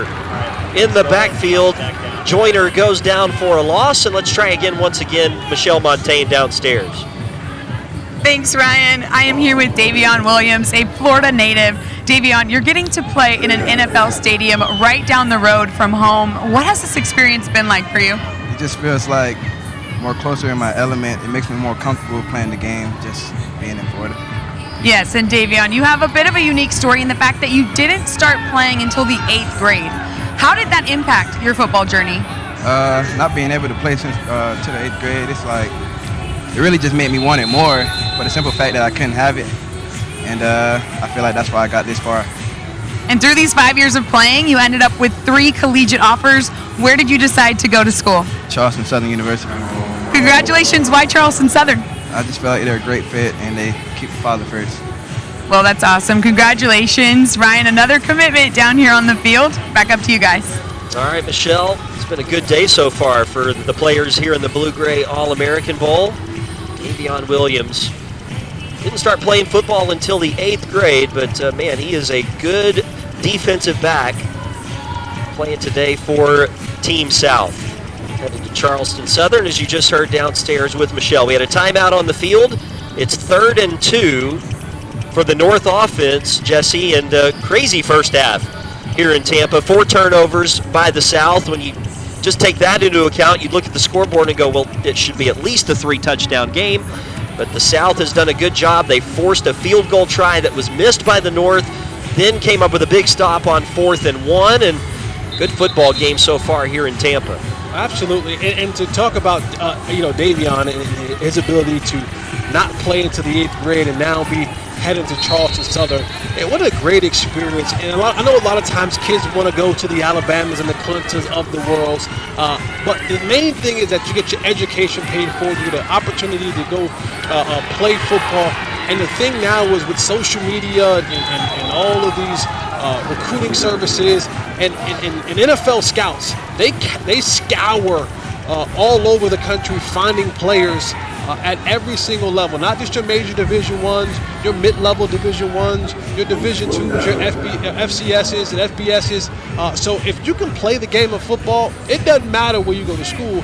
They're going to be able to find you and give you an opportunity in the National Football League. Yeah, that's a great point, Jesse. Matt Riley on that last quarterback keeper brought down short of a first down, so Team North will punt it back to Team South. And, Jesse, several guys come to mind just from your position group as receivers, guys who did not play at big schools, but when we're talking about some of the guys who are the best receivers in the history of the National Football League, when you talk about like a Jerry Rice or a Terrell Owens or a Randy Moss who didn't go to these big high-profile schools, but they made their way into the NFL. They played well where they went to school, and they made an impact once they got to the professional level. Absolutely. I heard another name out here of a commitment possibly going to Troy. One of my teammates was DeMarcus Ware, who will probably be a first ballot Hall of Famer. If not first ballot, he'll definitely go in next year. A guy, small school, but had big-time talent. And it served his purpose, and he had a great career in the National Football League, and he'll have a home in Canton not too long away. Yeah, so bottom line, if you're a young player watching our game today, don't think you have to necessarily go after the Alabama or the Clemson or the Ohio State. Go where you feel like you're a good fit, and then work your tail off, and good things will happen for you. Here comes Team South back to work. Offensively, they've got C.J. Sims in as their quarterback.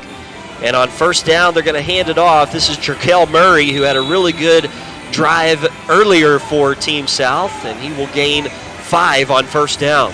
And just to kind of, reiterate that point again, I'm thinking about guys that I play with.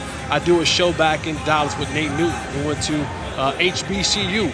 This is a guy who played many years in the National Football League, won 3 Super Bowls. Played another guy named Patrick Creighton, who went to a small school in Oklahoma, played 9 years in the National Football League, made some really good money. My quarterback went to Eastern Illinois and had a chance to play a lot of years, made a ton of money in the National Football League. So it's not about where you go, it's about what you do when you get to wherever you're going. Yes, the Alabamas are great. Yes, the Clemsons are great.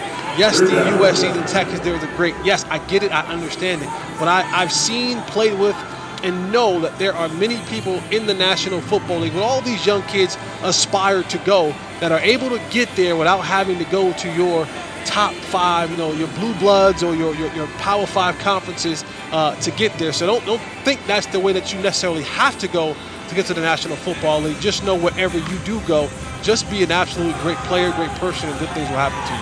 Yeah, really well said, Jesse. And on third down, Jerkel Murray gets the call, and he's brought down short of a first down. That's a good defensive series for Team North. They forced the 3 and out, and they're going to get the football right back here.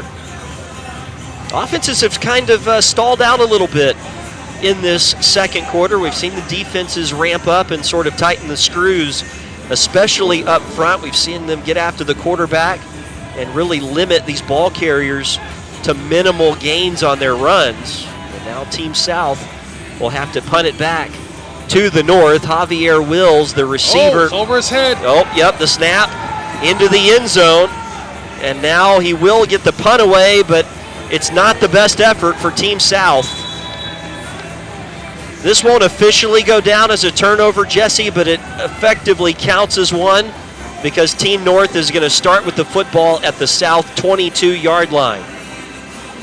You talk about the little things. The little things in special teams are magnified so much so because you only get one down to get it right. So a snap over your head like that, you can't fall on the ball and say, all right, we'll live to see another down. That's it. Luckily, you got the punt off, and it didn't result in a safety or a touchdown for the return team. But flipping the field, now Team North has the ball right back at the 22-yard line, and this usually results in some sort of points being scored, whether it be touchdown or field goal. And you can't have those specialty mix-up. You can't have the snap over the head or snap on the ground or shank punts. You got to be able to, and you're not getting a rush. You're not really getting a rush up front, so you got to be sound in your operation. Mark Wilson, the quarterback for the North, is going to hand off on first down. Not much of a gain. Good job by the South to get there pretty quickly. Gavin Roll made the tackle.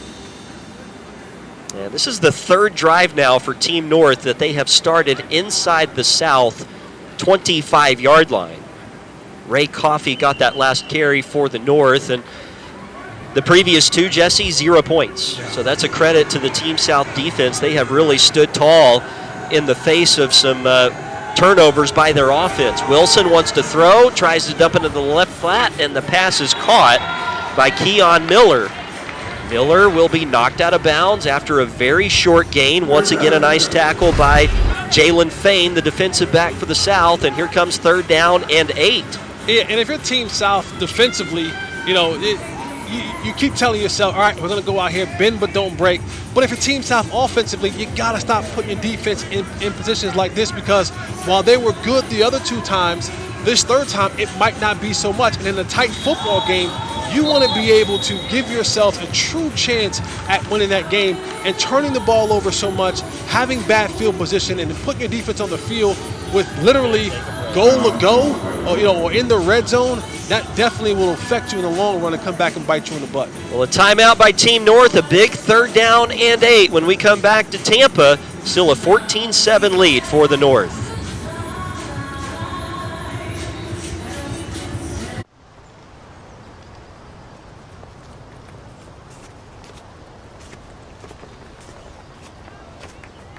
Hey, bud. Thanks for coming out to cheer me on. Dad, I'm always here. I'm always here for you, too. Okay, go, Dad. Thanks. No, everyone's passing you. Oh, you got it, Coach. Switch to Progressive and you can save hundreds. You know, like the sign says.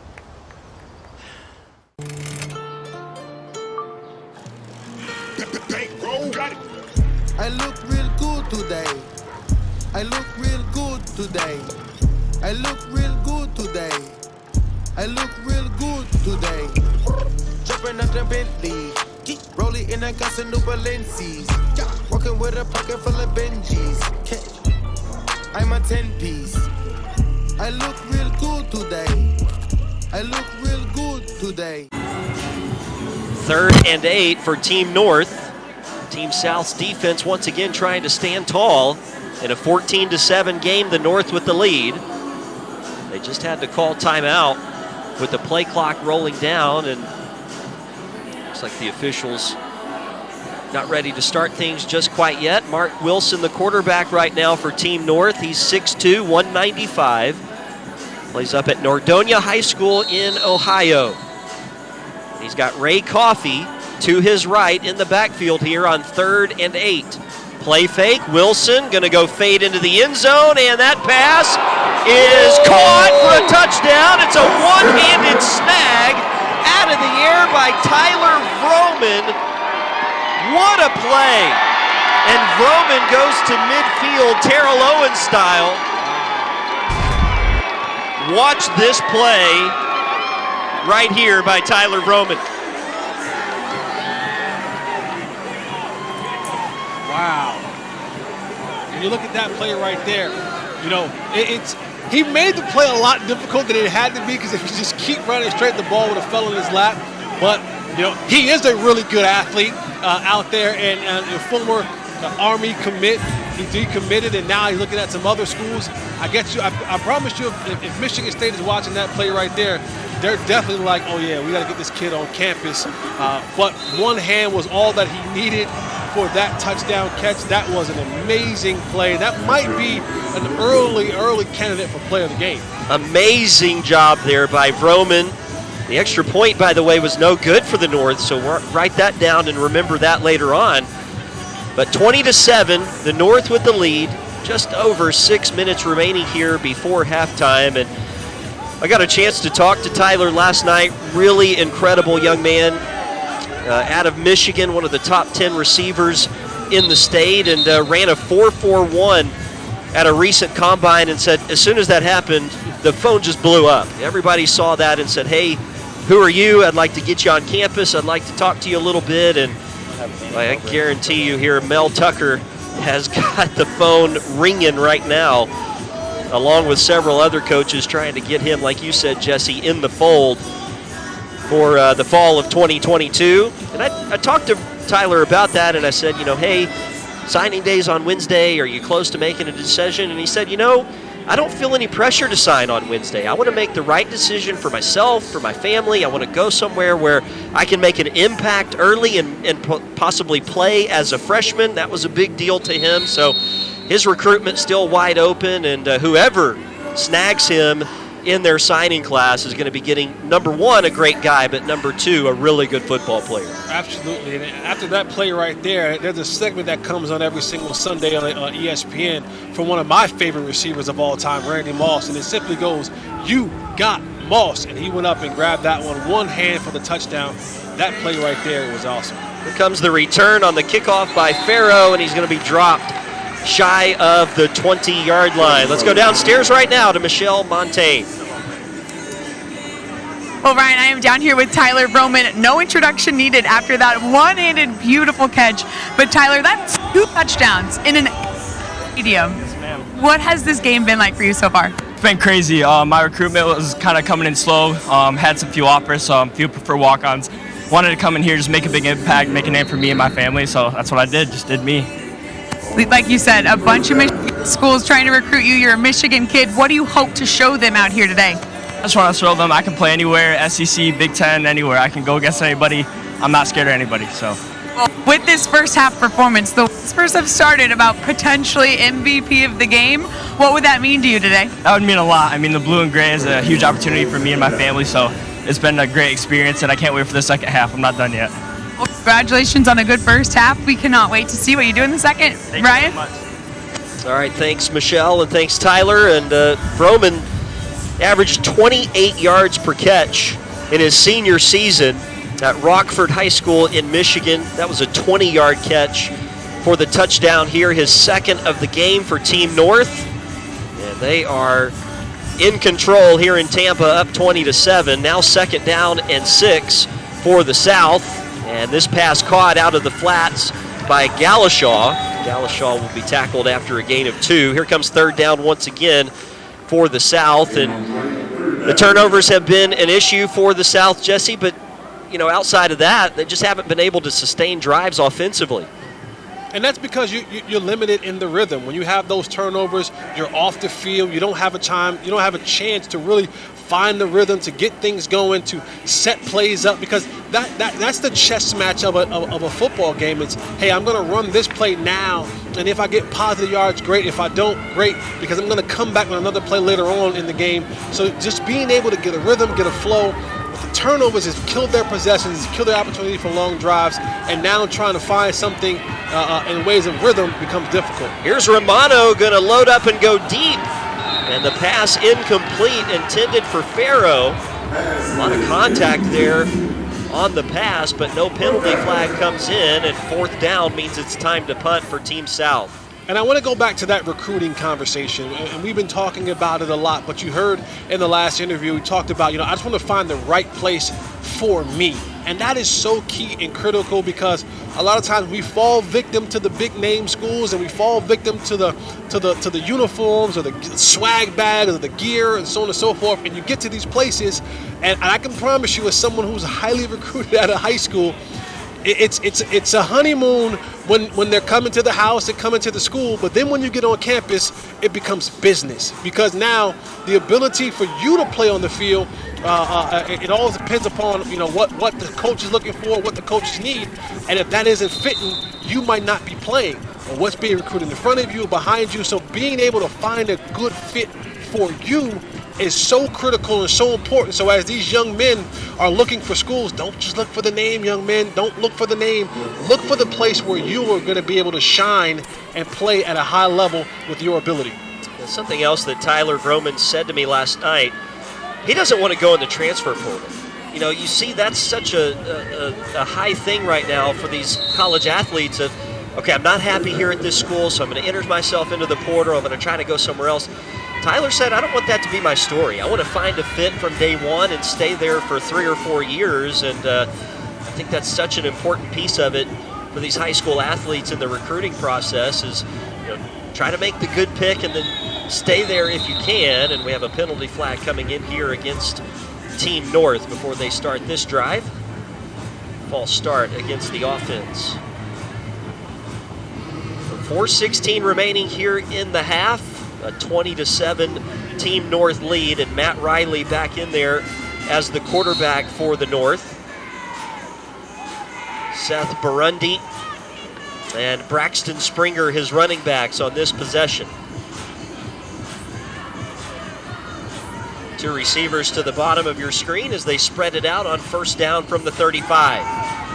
Riley across the middle, that pass is intercepted, picked off by Team South. And they're going to get into the takeaway party here at Tampa Bay. Yeah, when you get a chance to watch this play, you see the receiver, number 11, running the shallow cross. And there's rules to running shallow cross, right? So when I'm coming underneath as a receiver, I have to go and look and see what's standing out there. Is there a linebacker there? Is there a cornerback there? And now I have to be able to know if it's a zone, then I sit down, goes tight end on the opposite side of the field, and I find an open area. If it's man, now I keep running through, the quarterback hits me on the run. There was a miscommunication there, whether it was zone, it was man. The quarterback saw one thing, the receiver saw another thing, resulted in an interception, and now Team South has an opportunity to go down and get some points. Michael Mitchell, the Florida kid, with the interception, and now Team South will capitalize. Kingston Oliver, touchdown, Team South. And Kingston Oliver, they've been running this route all day long. Talk about setting up plays. They've been running this slant all day long. 2-by-1 set. It's giving me the receiver on the opposite side, kind of on one-on-one coverage. They ran the sluggo. He got inside, got back outside, and the quarterback delivered a strike for a touchdown. Normally, when you turn the ball over and you have it in plus territory, meaning on your side of the 50, teams take a shot. They came out first play, good pump fake, delivered the ball down the field, Oliver for the touchdown, and now we're back to having a football game again, 20-13, pending an extra point. It will be 20-14, and now we're cooking with grease in this football game.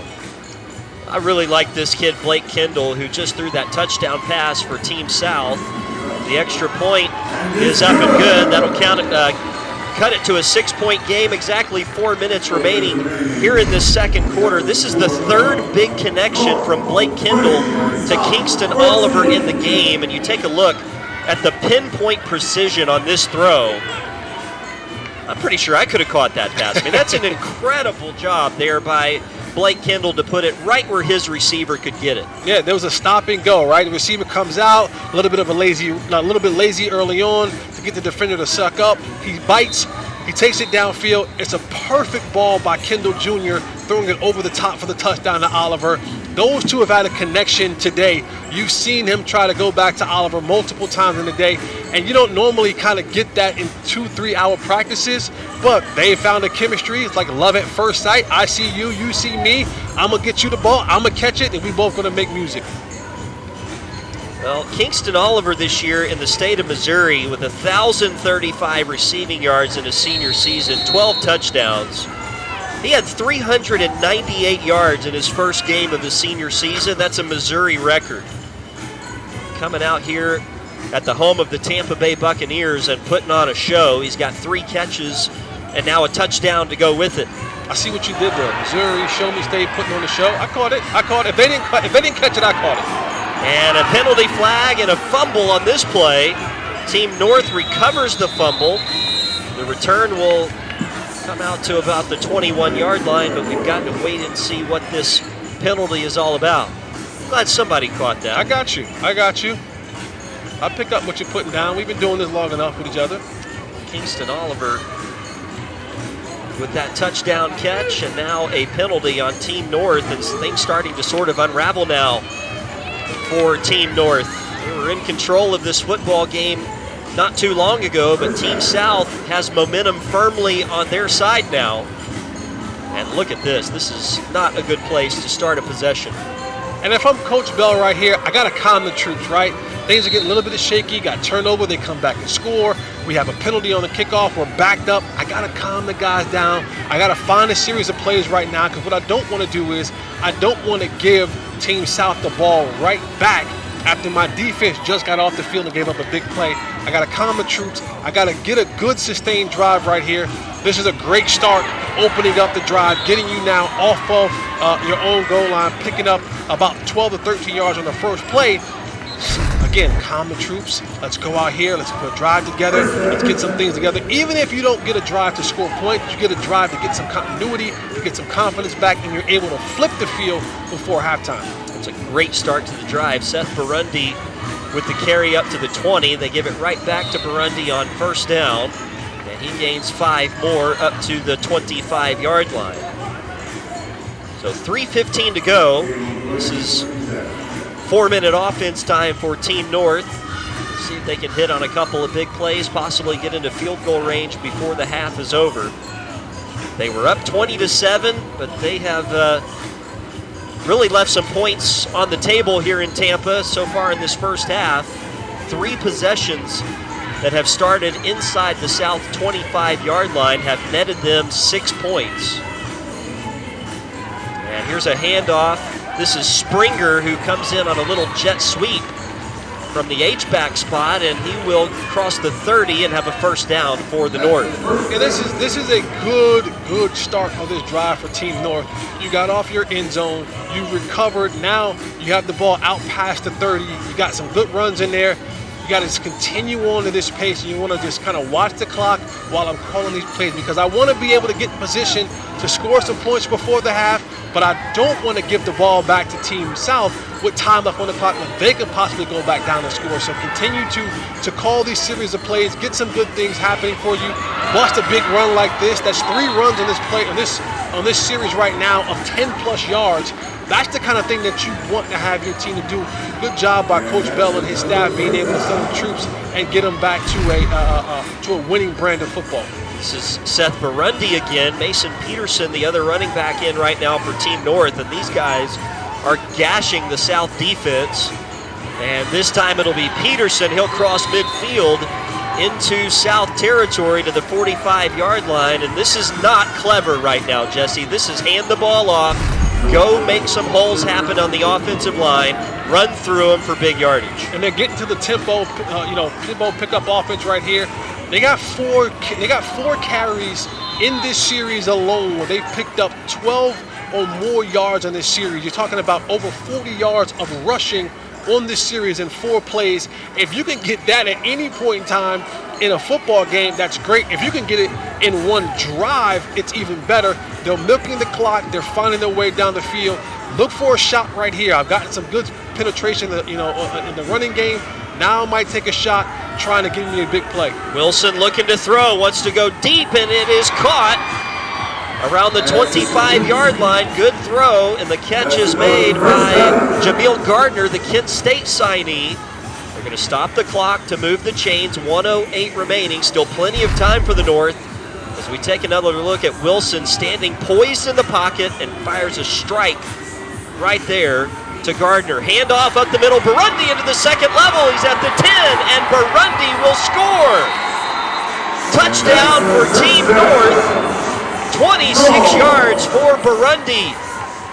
And the North will extend its lead after a very impressive offensive drive. Wow. You know, RC, there aren't many things that are perfect in life.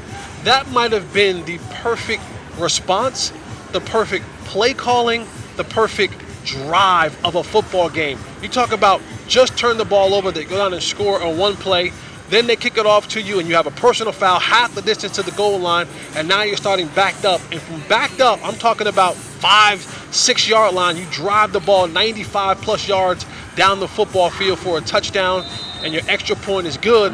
With 4 or 5 plays on that drive where you were able to run the football, not pass, but run the football for 12 plus yards. That is right. That is big boy football. As you see the offensive linemen coming in, their coach meeting them at the 20-yard line and giving them love, because that is big boy football. That's smash mouth football. That's the way that you respond to a drive.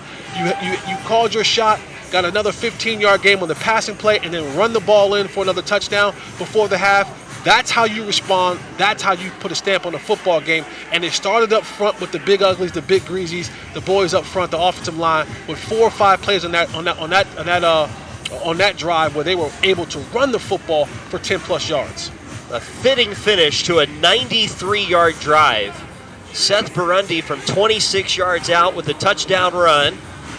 And North has extended its lead back to 13 now with under a minute to play in the first half. Lots of really exciting play here in Tampa at Raymond James Stadium. Ryan Castle, Jesse Hawley, Michelle Montaigne. We're glad you're with us. Can't wait for the second half of this one. If I'm Team North, I got to make sure I get down here and cover because, you know, special teams, he's going to bring it out. And sometimes they can have some big plays, you know, happen in this game. Oh, good tackle. Yeah, Farrow's had some good returns for Team South today, but he's going to be tackled just short of the 25-yard line on this play. And so Team South with 48 seconds, looking at a 75-yard piece of grass in front of them. Down 27-14, and we've talked about this several times in the first half, Jesse, but this could really be a lot worse for Team South. 4 turnovers plus a punt that went over their head, and a drive that started for the North at the 21-yard line, and they find themselves only down by 13, still right in the middle of the football game. Absolutely, you're right. It could have been way worse for them, but they've been able to weather the storm, and Team North hasn't given themselves always the best opportunity to go on and score points either. And starting at the 25, here's C.J. Sims, wants to throw on first down. And a nice move back to the inside. This will be a first down and some more, and the receiver still on his feet with a good play to start this drive. Devin Gardner with the catch, and then he goes sideline to sideline. Crosses midfield to the North 47-yard line. Good start to the drive for Team South. You know, you look at Devin Gardner, he's one of those compact backs, right? He's low to the ground, he's thick. You don't think he had that ability in him, but he has a stiff arm, breaks a tackle, breaks 2 tackles, runs 53 yards across the field, gets the ball up the field for a major gain, and now Team South has the ball on the other side of the 50-yard line, and with 34 seconds left and a couple timeouts, one timeout left, they can find themselves in a position where they may be able to get some points on the board. Again, Sims will throw, has time in the pocket, pointing downfield, and then the pass across the middle is caught. Down inside the 25-yard line, the pass caught by Brendan Goodson, who was shaken up earlier in the half, but comes back in here to make a big catch. 25 seconds, they stop the clock to move the chains.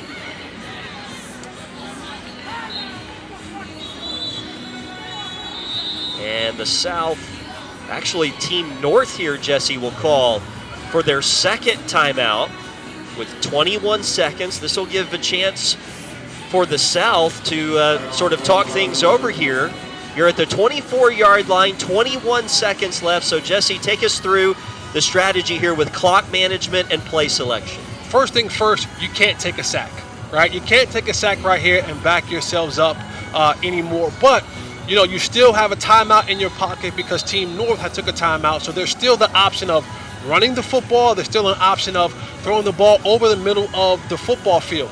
Something that we have not seen today that might be a good play call right here. We haven't seen many screens today. So allow that rush to get upfield, maybe dump a screen behind them, get some blockers downfield, and pick up a lot of yardage. You don't need to go deep right now. You have the full option of the football field. I like when they get in this 2-by-1 set because now you kind of have to either, go to a much more softer coverage, and now you're able to get the ball off to some space areas. Sims in the pocket. Penalty flag is down. He throws across the middle. That is caught for a touchdown. That's coming back. But we do have a penalty down. The pass was caught by Jesse Williams, the receiver out of Bronson High School here in Florida. But I think you're right, Jesse. That penalty flag came down in the pocket, so this is almost 100% going to be holding.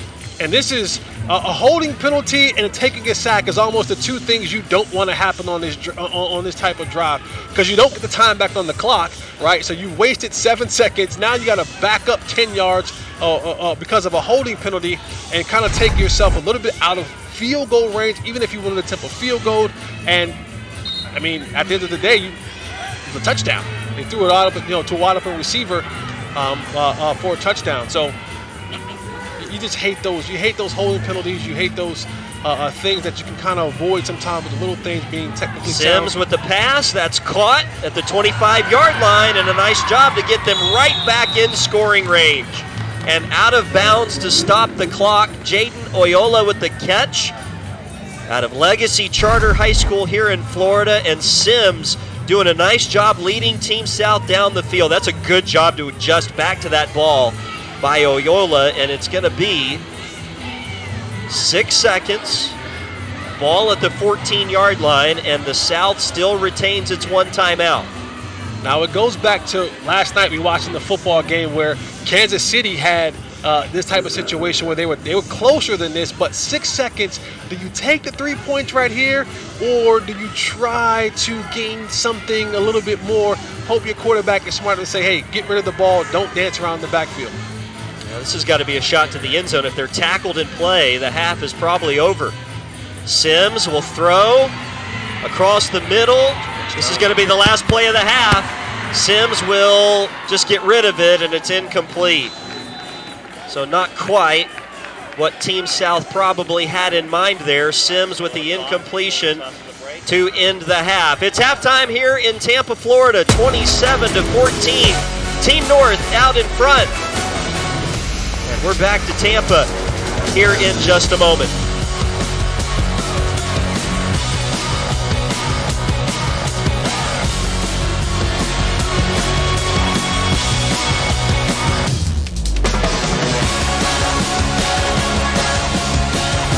Someone's not doing their job. Okay, let's keep going. Shopping for the game can be a minefield for young homeowners who have turned into their parents. Can you believe how many different types of water they have in this aisle? Kim, did you just change blades back there? This is perfect. Jackpot, variety pack. Remember, it's a football game, not a play date. Roger that.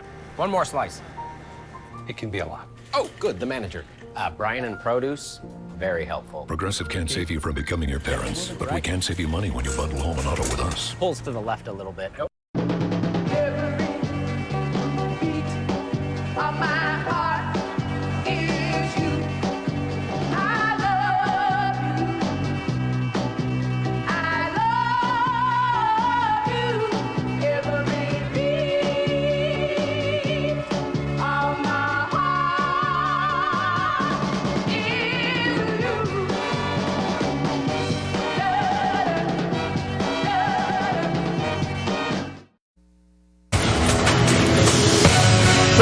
Point lead for the North at half. This is the Blue-Gray All-American Bowl class of 2022 from Raymond James Stadium in Tampa.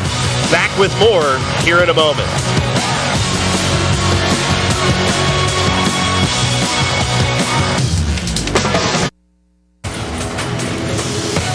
13-point lead for the North at half. This is the Blue-Gray All-American Bowl class of 2022 from Raymond James Stadium in Tampa.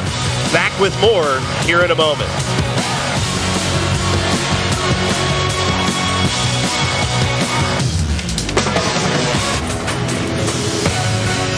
Point lead for the North at half. This is the Blue-Gray All-American Bowl class of 2022 from Raymond James Stadium in Tampa. Back with more here in a moment.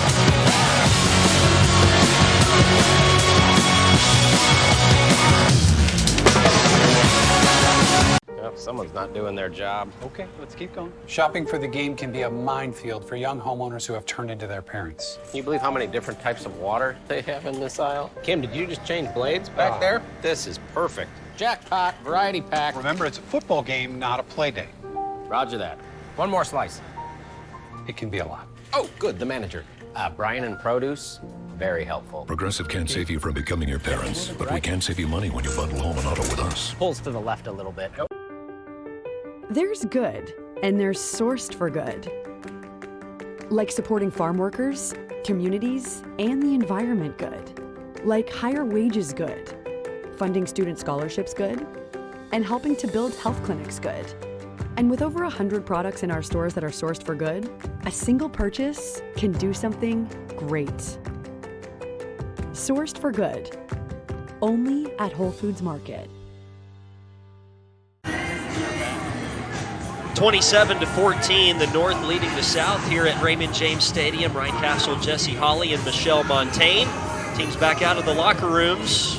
Should be an exciting second half, Jesse. We saw some good football in the first half, sort of sporadic at times, especially for Team South, who had the 4 turnovers, but their defense held them in the game, and this is really anybody's football game going to the second half. Yeah, absolutely. There hasn't been many penalties in the game, so that's a good thing, but the turnovers must stop for Team South. You know, you give yourself an opportunity by keeping the football. You give yourself less of an opportunity when you turn the football over. So if you can get that cleaned up this second half and protect the football and not give it away, you have an opportunity to come out and to be able to make a play for yourself and get back in this football game, and in the fourth quarter be able to give yourself a chance to win it. Let's take a look at some of the things that happened here in Tampa in the first half of play. Lots of really exciting action here as we started with a trick play, Jesse. It was a long touchdown. The pass caught eventually by Tyler Roman. Yeah, absolutely. Trick play to open up the game. Caught the defense on the heels, sleeping a little bit. A reverse pass, and Tyler Roman with that 4.4 speed gets out and scores the touchdown. Team South answered right back with a little QB sneak to tie the game at 7. That was a really impressive opening drive for their offense, and they were not done in the first half. But first, that first of 4 turnovers for Team South. Yeah, the receiver bobbled the ball. DB kept his eye on the ball. Interception, return the ball back into to your territory and give your team an opportunity to score points.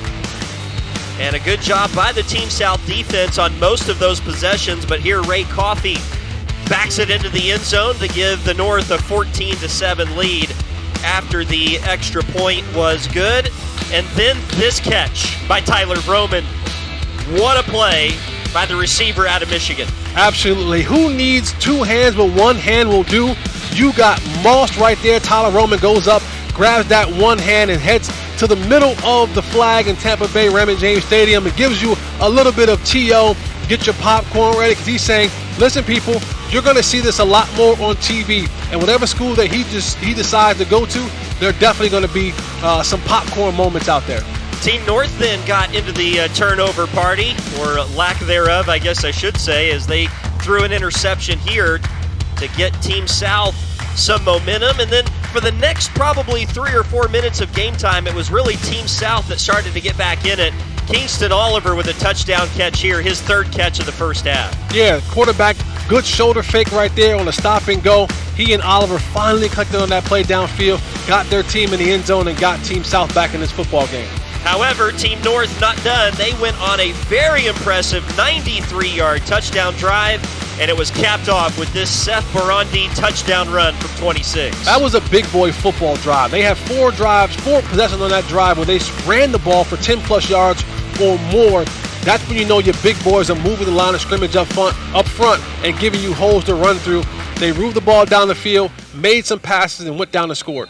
Seth Barandi, the guy who scored the last touchdown of the half for Team North, had an exceptional year for his high school. 2,700 rushing yards, Jesse, 8.6 average yards per carry. And when you can hand it to a guy and be guaranteed 8.5 yards, he's going to get his number called a lot. That was very indicative of his high school career, what we saw in that drive before the half. They were able to get 10-plus yards, it seemed, a carry. So he knows all about how to gain yardage from the running back position, and he showed on that last drive that he was on the field.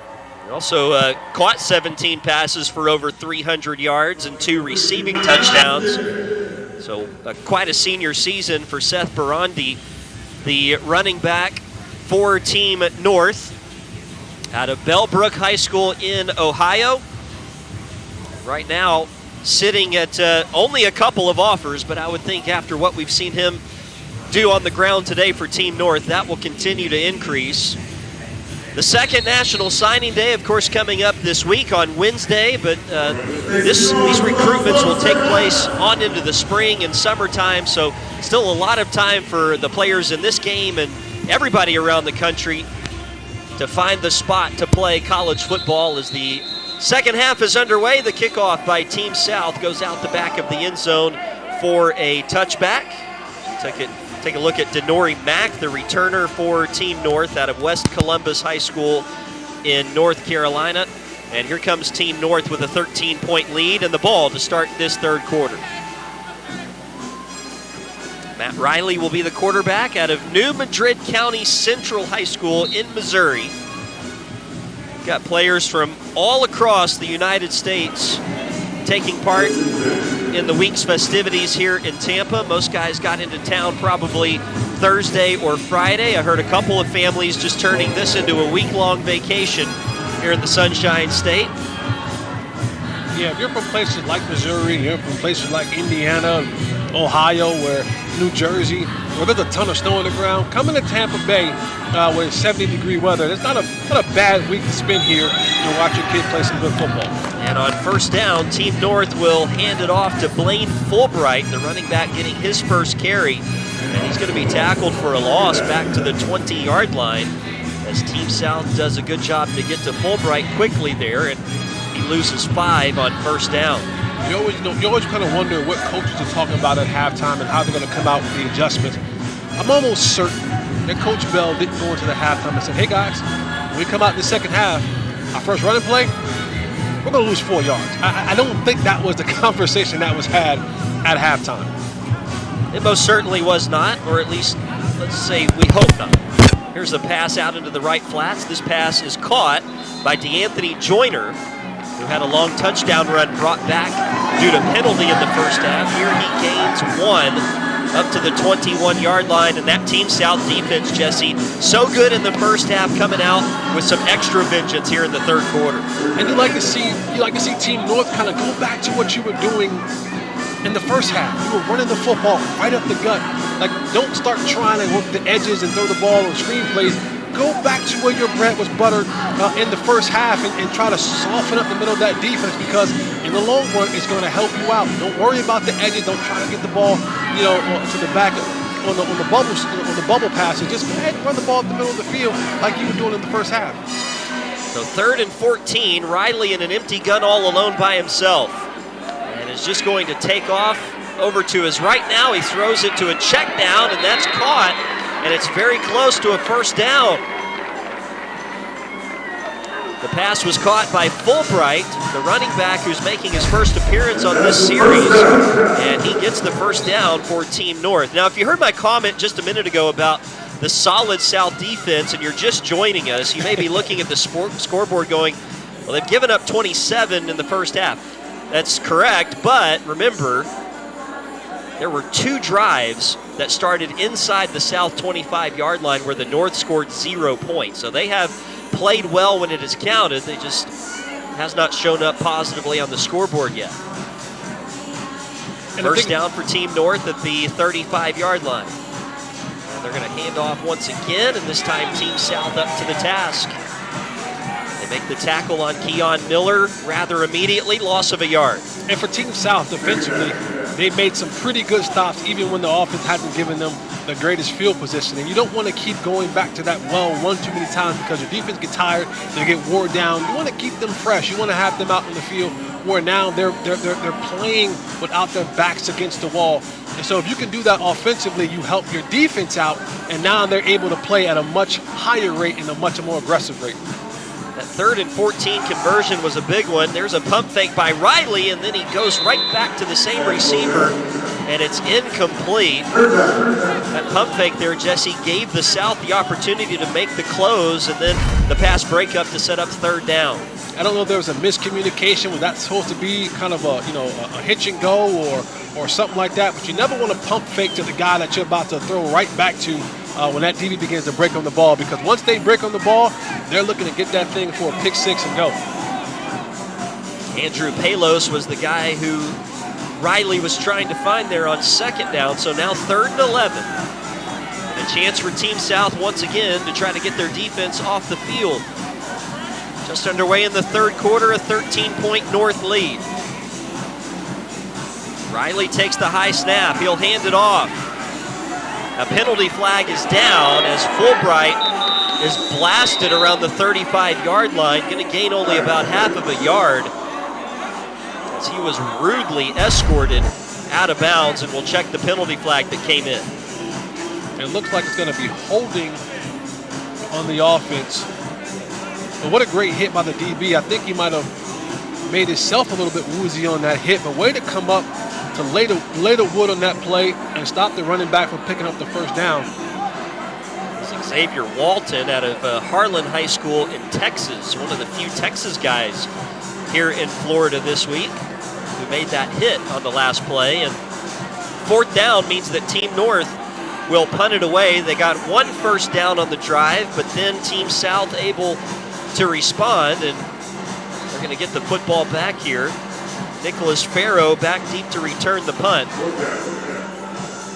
had a couple of good kickoff returns, hasn't gotten much in the punting game so far. Josh Brown, the punter, out of Wellington High School right here in Florida for Team North.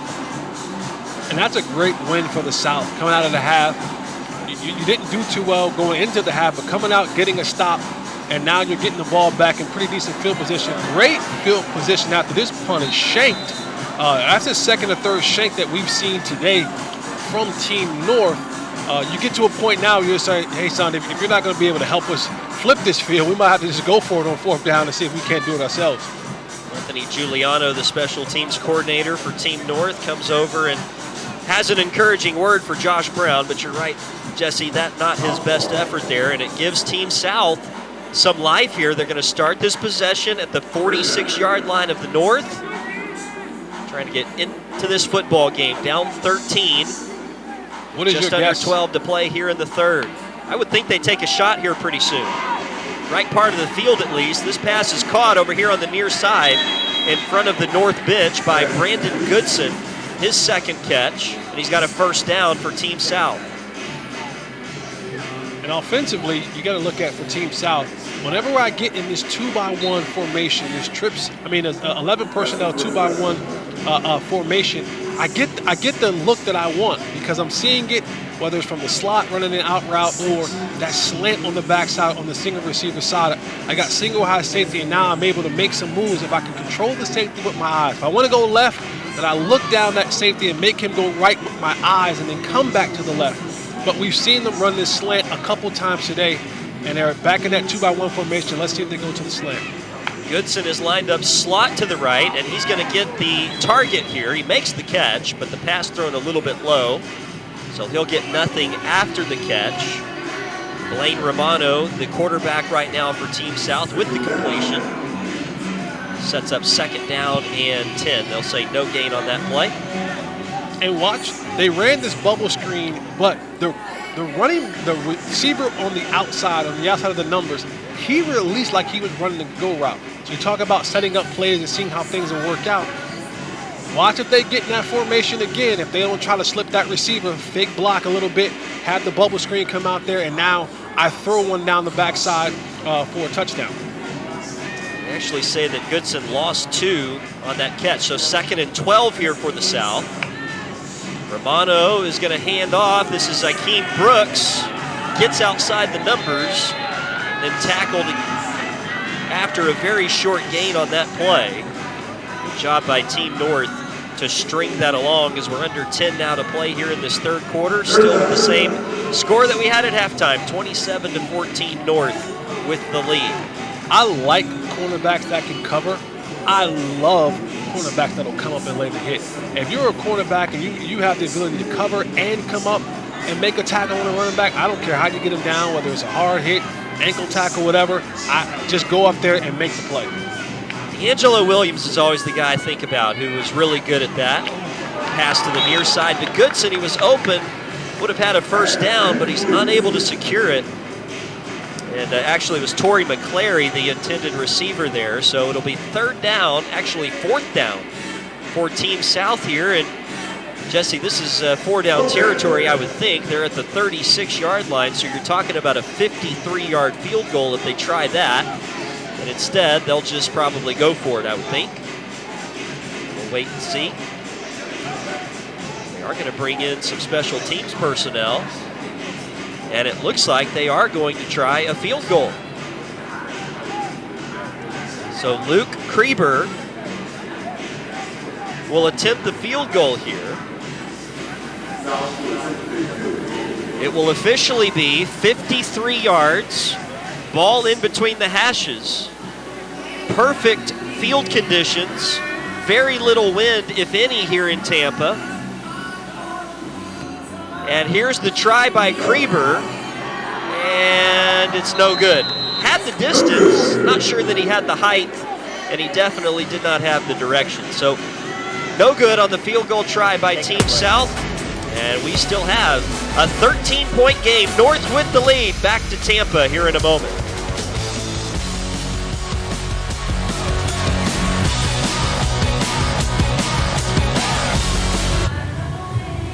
Neither team able to get points on their opening drives of the second half. And it'll be Team North football.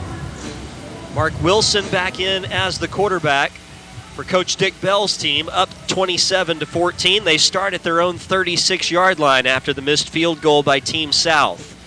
And a handoff for Keon Miller on 1st down, and he will cross the 40 up to the 42-yard line. Downstairs, once again, to Michelle Montaigne. Ryan, I am now joined by Wesley King. Wesley's from Wisconsin, but decided to go to Wyoming to play football. Why Wyoming, Wesley? It's just an amazing program with amazing guys. Coach Polisak, great guy, brought me in the program, and it's a team I look forward to playing with. There's a pretty well-known quarterback out of the University of Wyoming. Are you a fan of Josh Allen? Yeah, me and my family become massive fans. We watched him play. We were sad to see the way it ended this year, but great game, great team. He's a great guy. So.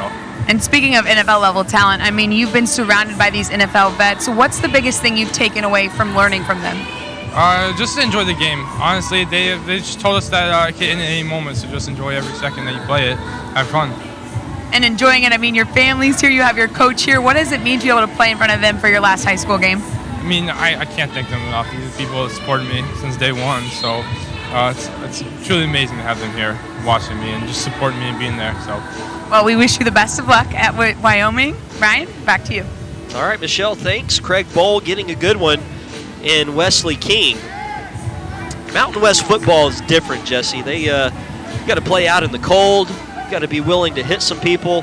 Wesley King going to go up there and make an impact immediately for the Cowboys of Wyoming. And boy, Josh Allen has certainly made them relevant, put them on the map, but they've got 14 conference titles in their history. Here's a fumble, and Team South recovered it.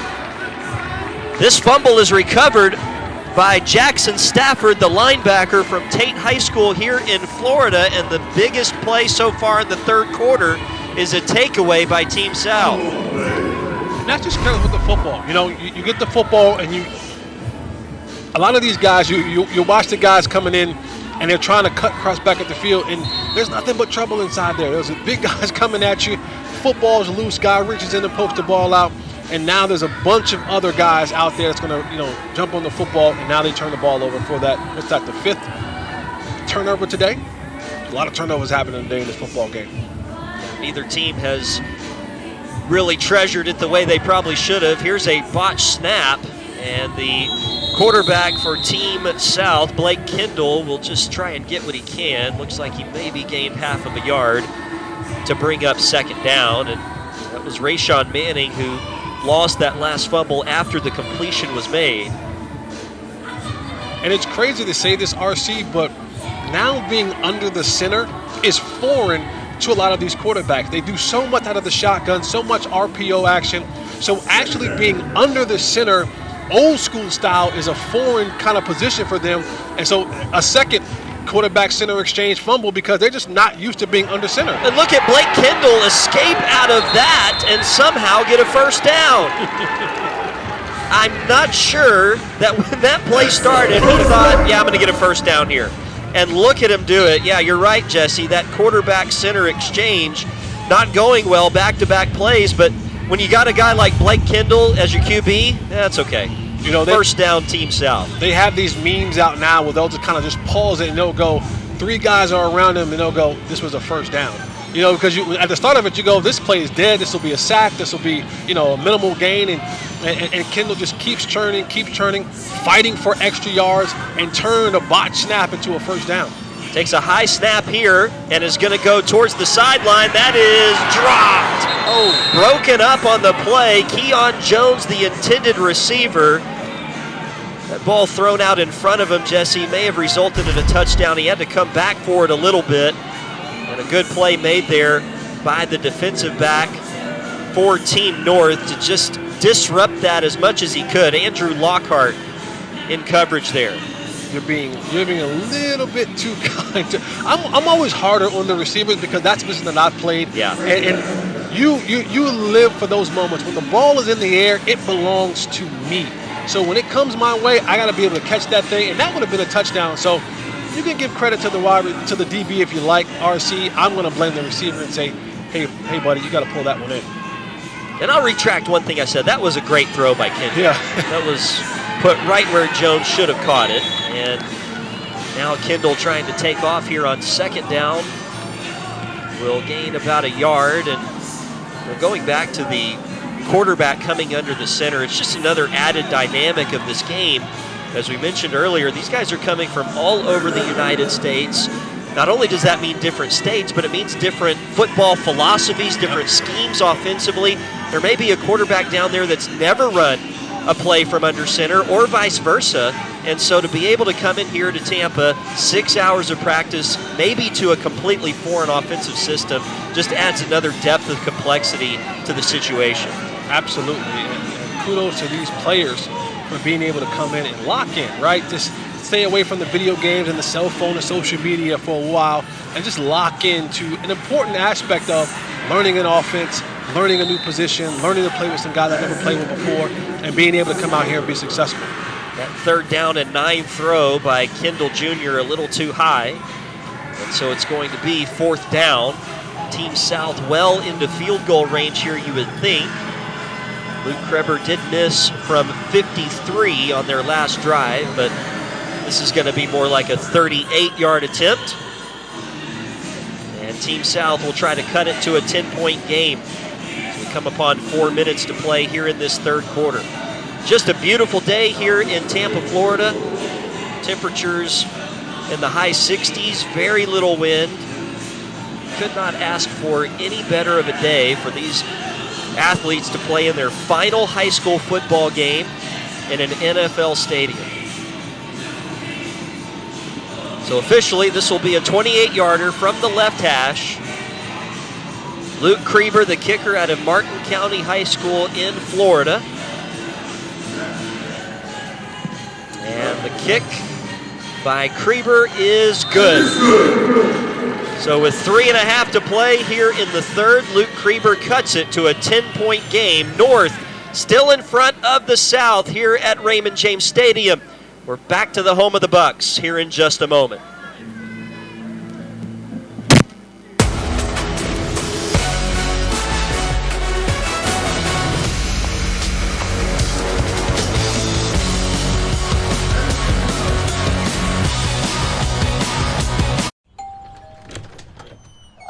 There's my my little nephew? He looks more like Dad every time I see him. Dad is old. Right. So your message said you wanted to talk about insurance? I said I want you to talk about insurance. Well, most people know that bundling home and auto saves you money. Keep saying your words. But did you know that new customers who bundle and save with Progressive can save an average of $800? Sleeping baby. I love you too.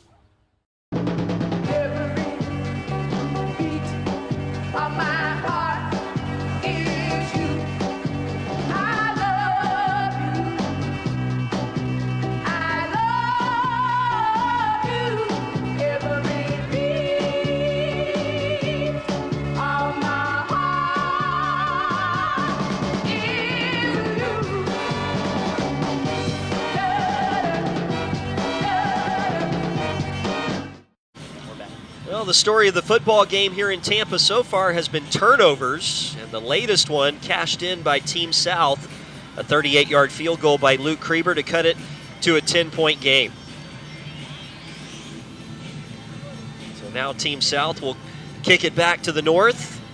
Team North with 2 possessions here in this third quarter, one of them ending in a punt and the other the lost fumble that led to the South getting the field goal.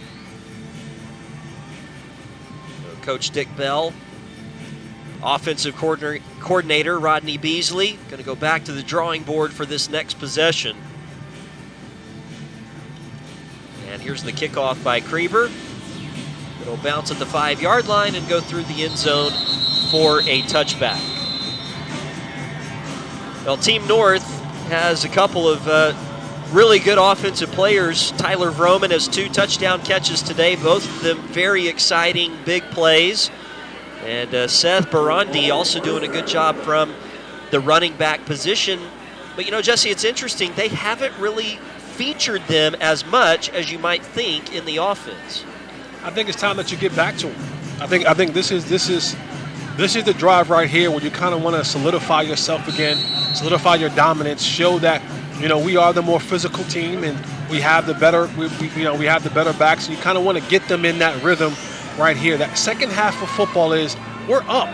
We want to eat some of this clock up. We don't want to keep giving the ball back to Team South for them to get a rhythm. Let's go on an 8, 9, 10 play drive. Eat up this 3 minutes in the third quarter and try to put some points on the board, and not put points on the board. Just eat some of this clock up so that we can maintain our lead and wear their defense down for the fourth quarter. Matt Riley, the quarterback for Team North on this drive. He'll give to Barandi on first down, and Barandi knocked down in the backfield. Going to lose a yard back to the 24-yard line. Barandi, as we mentioned earlier, over 2,700 rushing yards as a senior. He's out of Bellbrook High School in Ohio. That touchdown drive that Team North went on at the end of the first half, a thing of beauty. So we'll see if they can possibly get back to that here late in the third quarter. When you think about football, right? Football. What are some football states? Of course, Texas and Florida, California. Ohio is in that conversation as well. That's one of those states where it's a good brand of football. So to be able to churn out 2,500 yards in the state of Ohio as a running back, that tells me that you were really, really, really cooking and you know, had the ability to play that position.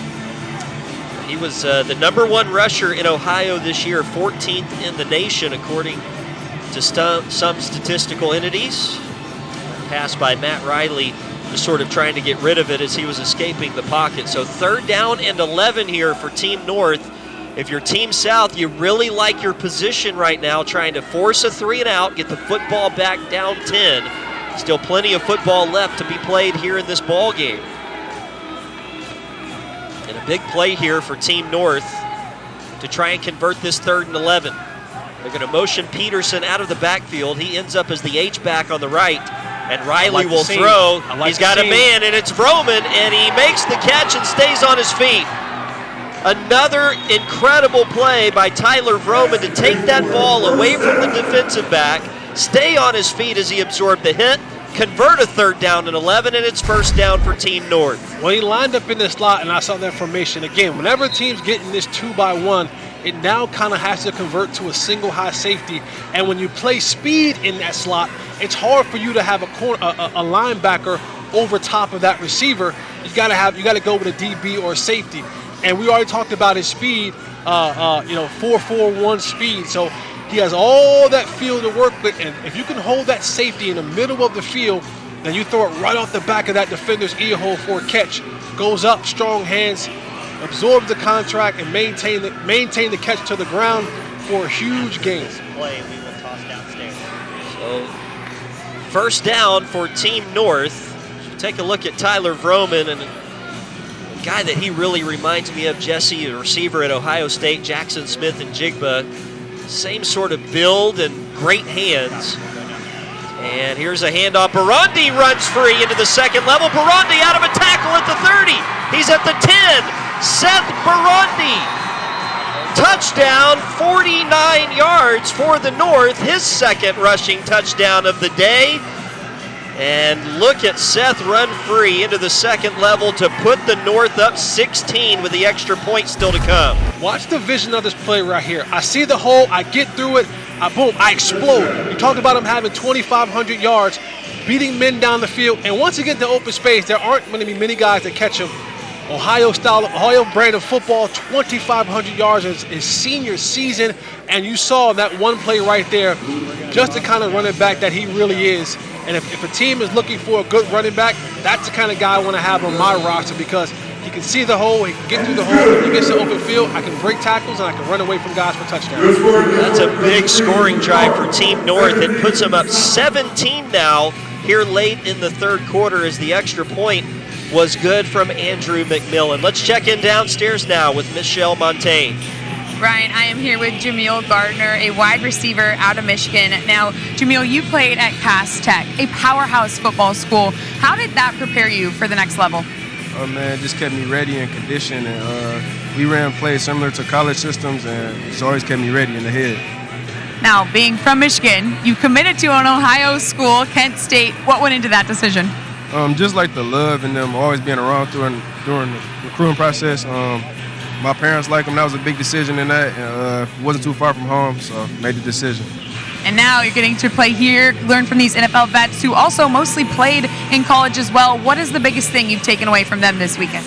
The biggest thing is really just learning more about my position, just getting better and enjoying myself. This is my last probably high school game I'm going to have, so I'm just having fun with it. Well, Jameel, we wish you the best of luck at Kent State. Ryan, back upstairs. All right, Michelle, thanks. Gardner going to go play for the Golden Flashes. Going to be a good football player there in the state of Ohio. The ensuing kickoff for the North will go out the back of the end zone for a touchback. And Seth Burundi, a 49-yard touchdown run for Team North. That came on the heels, Jesse, of a 26-yard pass from Riley to Tyler Vroman, and once again the North hitting on the big plays. Yeah, and you talked about it leading into that particular drive. They haven't featured those guys in the running game. They haven't given those guys an opportunity to make plays. And you must be like Nostradamus or something like that over there, because as soon as you say it, they feature those guys, the plays start happening, the ball starts getting matriculated down the field. Big play out from the receiver for a 20-something yard gain, and then open it up for a long touchdown run. That's what you want to see. In these type of games, get the ball to the playmakers and let them make plays. So Team South now down 17, needs to answer, and C.J. Sims will start the drive with the completed pass to his tight end, Tyler Siddons, who's a Conference USA target out of Salem High School in Arkansas. And he's got some size on him, Jesse, 6'5", 250 as a tight end. Oof, that's a big kid right there. He might be like honorable mention all grocery bill list. He's being looked at by several schools in Conference USA. Going to go play somewhere, just depends on where. Hoping to grow that list here this week in Tampa. Sims across the middle. That pass incomplete. Had his man, Jaden Oyola, who had a catch earlier in the game, but this time Jaden unable to hold on, and the incompletion will set up 3rd down and 7 coming up. Yeah, this is one of the things that we've seen a little bit in this game far too much. You heard a lot of the guys when they come to do their sideline interviews, they talk about the little things. And as a receiver, these are the little things. It's looking the ball into the catch, not worrying about running after the catch, but looking the ball into the catch so that I'm able to secure it, gain positive yards, and help my quarterback. That's it for the third quarter here from Raymond James Stadium. The North enjoying a big lead at 34-17. Back for the fourth quarter here in a moment.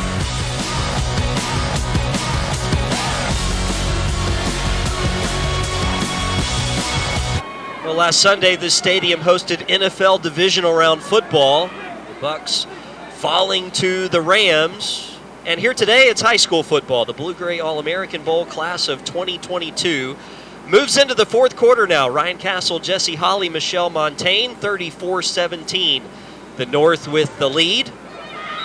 And Team South trying to do what they can to fight their way back into the football game. C.J. Sims, the quarterback, now 3rd down and 7. And Sims will step up into the pocket, wants to go deep, and has a man. That pass caught, and it's a first down deep into North territory. The pass is caught by Jesse Williams, the receiver out of Bronson, Florida.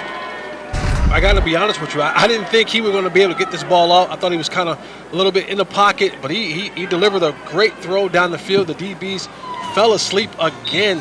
That safety, you got to get your eye out of the backfield. If you're going to be in cover 2, then he's expecting you to have over-the-top help. You can't get caught inside. You can't get greedy inside, having your eyes inside. You got to get off that hash and get over the top because your cornerback is expecting you to be there. 53 yards from Sims to Williams has the South set up nicely here, and they're going to hand off to Caleb Galashaw. Galashaw trying behind the left tackle will gain a couple to the 25-yard line. And these are all the little things. I hear that term over and over and over again. I don't sound like a broken record, but these are the little things, offensively, defensively. Being able to do a quarterback-center exchange, that's a little thing. If I'm a receiver, being able to watch the ball in the catch, that's a little thing. If I'm an offensive lineman, being able to get my proper steps off the line of scrimmage, that's a little thing. If I'm playing safety in a cover 2 defense, getting off the hash, having my cornerback's back, that's a little thing. And when you start having these little things mount up over time, they turn into these big things, and you give up big plays like you saw in that last play.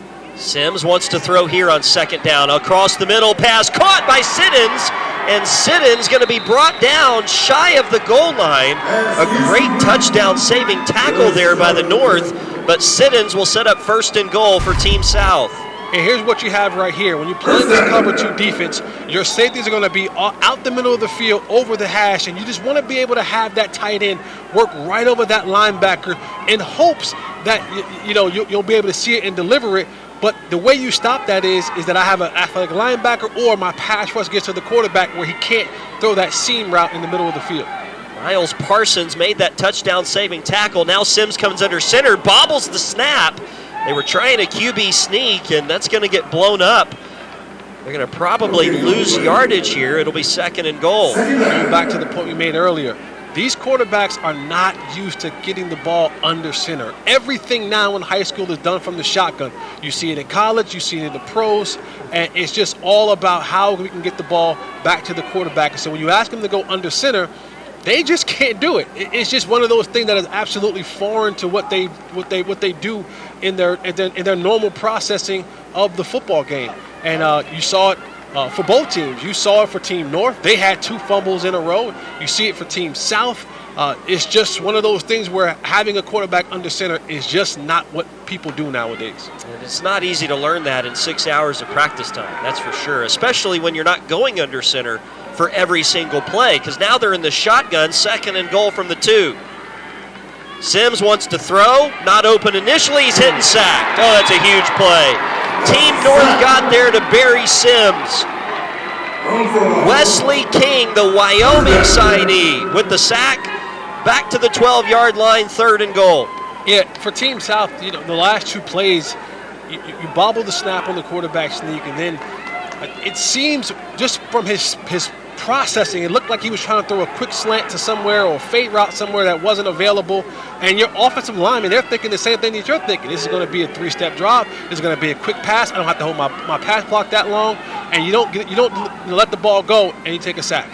Now a big play. 3rd and goal from the 12. Sims again back to throw. Not open initially. He's going to be sacked again.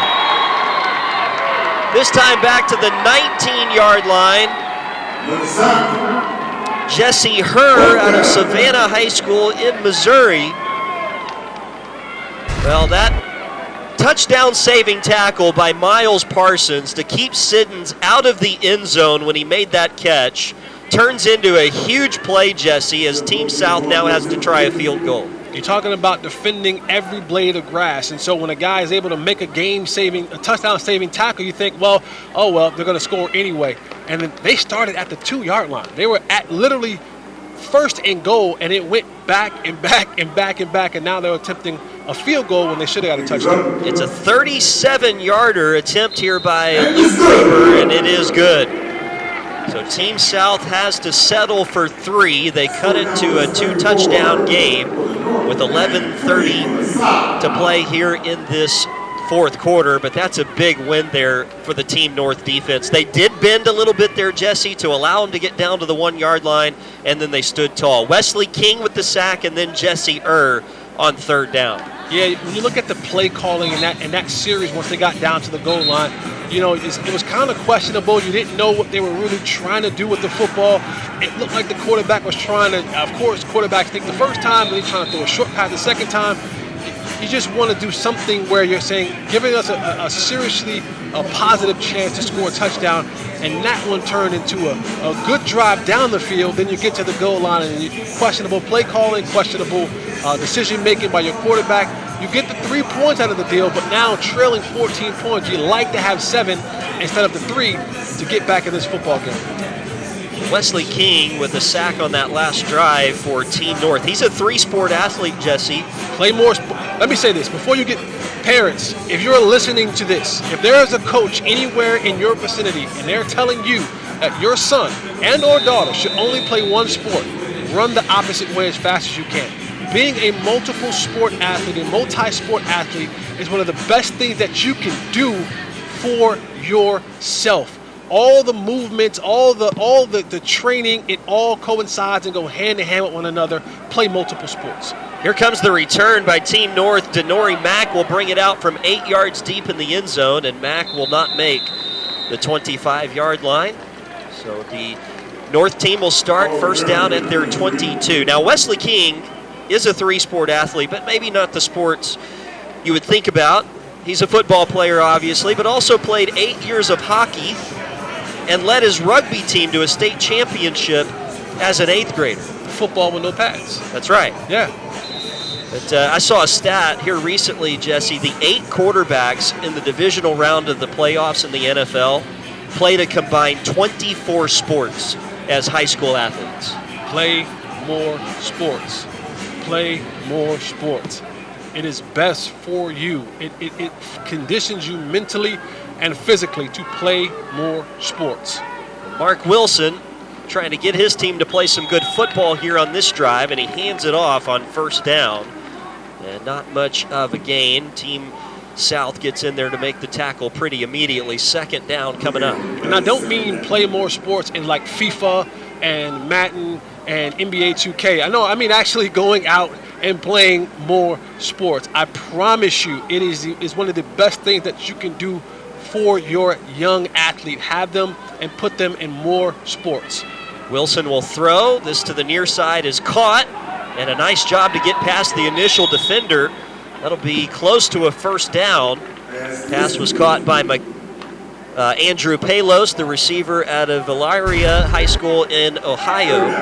And just to be clear, Jesse, you're not talking about more, you're talking about different, right? Let's get a variety of sports behind you. Go out and play basketball. Get on the field and play track and field. Go run or lift or something along those lines. Not just sticking to one sport, but sort of diversifying yourself as an athlete. Absolutely. Track and field, baseball, wrestling, basketball. I mean, all of them work hand in hand at the end of the day. They all strengthen the skills that you need to be a superior athlete. Eye-hand coordination, lateral movement, strength, conditioning, mentally conditioned, just being able to understand the leadership, accountability, the responsibility that it takes to play these different sports. All of those things are not only used in the athletic portion of your life, but it all carries into the regular portion of your life. And that's the most important key. So get out there, play as many different sports as you possibly can. Try different things. You may not be exposed to something because it may not be the area that you may live in, but you might actually be good at it. But you'll never know if you only stick to one sport. No question. And a big play there by Team South to stop DeAnthony Joyner on that handoff on 3rd and short. They actually got Joyner for a loss, and so now Team North punting the ball back to the South. And here's Nicholas Farrow with his first chance to return a punt. He'll start right, gets across the 35, and will be brought down shortly thereafter at about the 37-yard line. South football when we come back to Raymond James Stadium, trailing by 14. Still a lot of football left, though, here in Tampa.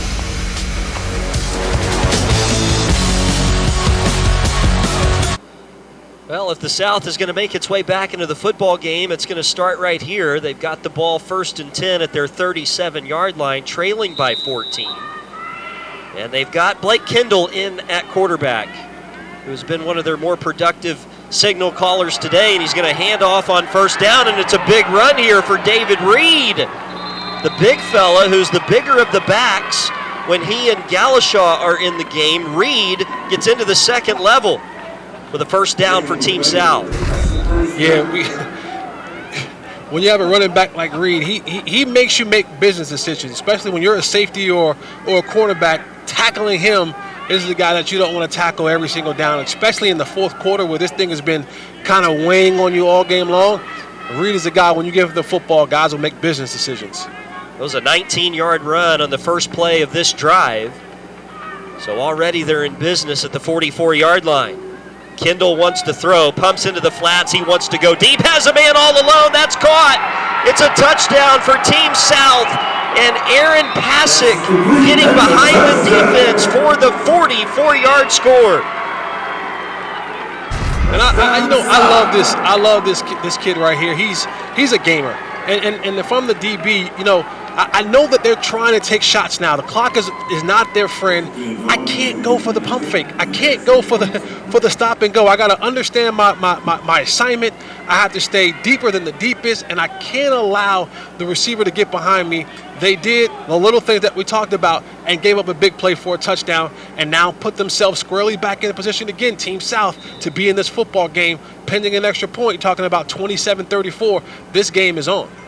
Blaine Romano with that touchdown pass to Aaron Pasick. So Romano, the quarterback there, not Kendall. My apologies for that. And the extra point by Kramer is up and good. And all of a sudden, we've got a one-score game with 8:19 to play here in the 4th quarter. And Team North just continuing to allow the South to hang in this football game.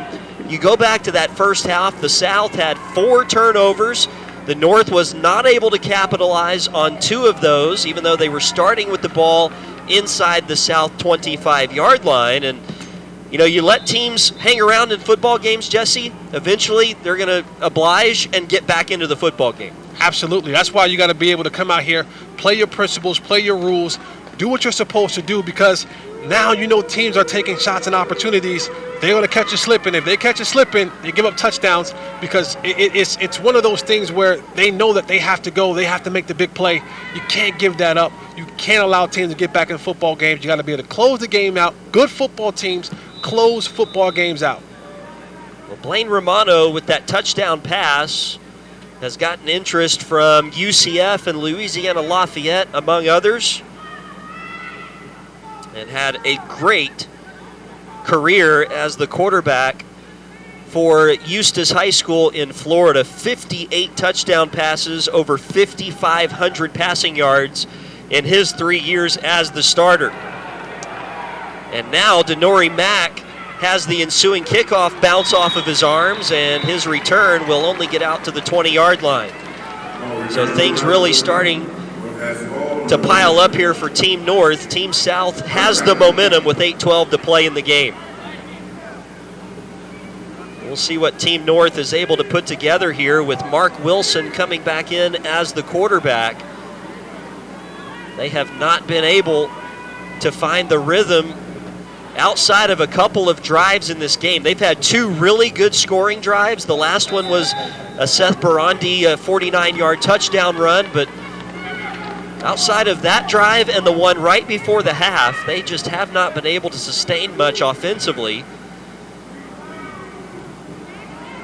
And Wilson will start by handing it off to Keon Miller, and Miller runs into a brick wall. The tackle made by Maxim Shusinski, who had a sack in the first half. And here he makes the tackle on Miller after a gain of a yard. And now for Team North, you want to make sure that this particular drive, yes, points are always important. You want to end drives with points, right? Field goals or touchdowns. But you also want to get into that offense where I'm wearing this defense down a little bit. I'm keeping the offense of the South on the sideline. You want to put together an 8, 9, 10-play drive, eat some clock up. And that way, even if you have to punt, you're not punting and giving them a bunch of time to make multiple possessions. You want to be able to kind of run this thing all the way out, drive it downfield. And if you have to punt it, let's flip the field. Let's put them back on their 10 or 15-yard line and make them drive the field. On second down, they drop Wilson back, and his pass across the middle to Coffey is incomplete. So now, Jesse, 3rd down and 9 for the North, and a chance for Team South to get off the field. Give it right back to their offense in a 1-score game with just over 7 to play here at Raymond James Stadium. Big play here for the North. Wilson in the gun, goes back to throw, near side, pass tipped and incomplete. Getting his hands up in the passing lane, Jaden Charles out of Colonial High School in Florida. It's a 3-and-out for Team North, and they're going to kick it right back to the South. And that's the last thing you want is a 3-and-out. Your defense got off the field. You're hoping offensively you can come in and eat some clock, give your defense a chance to catch their breaths. The South offense is feeling good about themselves. Now when they come back out, they got a little bit of juice because they got a 3-and-out, and now, you know, this is where that momentum sometimes can shift and change from one side to the other. You want to hope that you get a good punt off and you can at least back them up. You don't need any more shake punts like you've had at some points in this game. Getting a good punt off, backing Team South up, and you want them to be able to drive the portion of the football field to try to score a touchdown. Timeout was just called by Team South. Still a lot of time left in this football game, 6:37 remaining. You know, with that amount of time, Jesse, you almost looking way far ahead here, but if the South were able to go on a touchdown drive, you'd think there'd be some time left for the North. That's the objective for Team South is, can we sustain a drive? Can we eat up clock and end it with points? And especially 7 so that we can tie the football game. And it all starts right here. Farrow back to return the Josh Brown punt. Farrow waiting at his 41-yard line. The snap is a good one, and Brown gets away one of his better punts of the day. Farrow over towards the sideline. That's a live ball, and coming back to cover it for Team South was Jaden Oyola. A heads-up play by him, and disaster is averted for Team South. Let's go downstairs now to Michelle Montaigne. Well, Ryan, Jesse, we've talked all game long about the NFL ties associated with this. Well, there's also some family ties at this year's game. Jason Montgomery Scott is the cousin of offensive line coach for the North, Gerard Lewis. Now, Montgomery Scott, originally from Louisiana, is committed to play at Air Force Academy in Colorado. He said he was looking to go somewhere where he would be developed as a leader, and also somewhere that has a good engineering program. He plans to serve our country after completing his college playing career. Ryan? All right, Michelle, it's a great story. Jason Montgomery Scott headed to the Air Force. Now Team South, down 7, starts its drive at the 36-yard line with Blake Kendall as the quarterback, and he spins out of some trouble and gets up to the 39-yard line. So 2nd down and 7 coming up for the South. We're going to cross over the 6-minute mark of this 4th quarter. The South still with 2 timeouts available to use. Coach Ken Stills, offensive coordinator Martin Jones, looking down at their play sheets, trying to call up the right thing right here. The South has trailed virtually all game. They have never led this game. trailed by as many as 17 at one point here in the second half. And as South tries to come back, they have that Oliver-Kendall connection that they've been working all game long. So look for that as a possibility at some point in time in this drive. The handoff here to Devin Gardner. Gardner will not get much to the 40-yard line for a gain of 1. And here's a big play. 3rd and 6 for the South. They need to keep this drive going. You do not want to punt it right back to the north. So we'll see what they dial up here on 3rd and a long 6. They huddle up and come to the line of scrimmage. 5 minutes to play here in the football game. Defensive coordinator Reggie Young calling out the signals for the North. His team looking for a big stop here on 3rd down. Kendall will throw, looks to the flat, pumps, now throws, pass caught by Pasick, and he makes a move inside and has a first down. Crossing midfield into North territory to the 47-yard line and a big pickup. That's a big pickup right there. Throwing short of the sticks and trusting that your receiver is going to be able to make something happen with the ball. You love to give your guys the ball in space and allow them to go out there and do what they do. I'm athletic. I got good skills. This guy can't tackle me. Get me the ball. I will get a first down for you to keep this drive alive. Pasick had 12 touchdowns and 1,200 all-purpose yards as a senior in only 5 games. And he's a track guy. Handoff here on 1st down. This is Galashaw who will spin inside the 45, and Caleb Galashaw down to about the 43-yard line.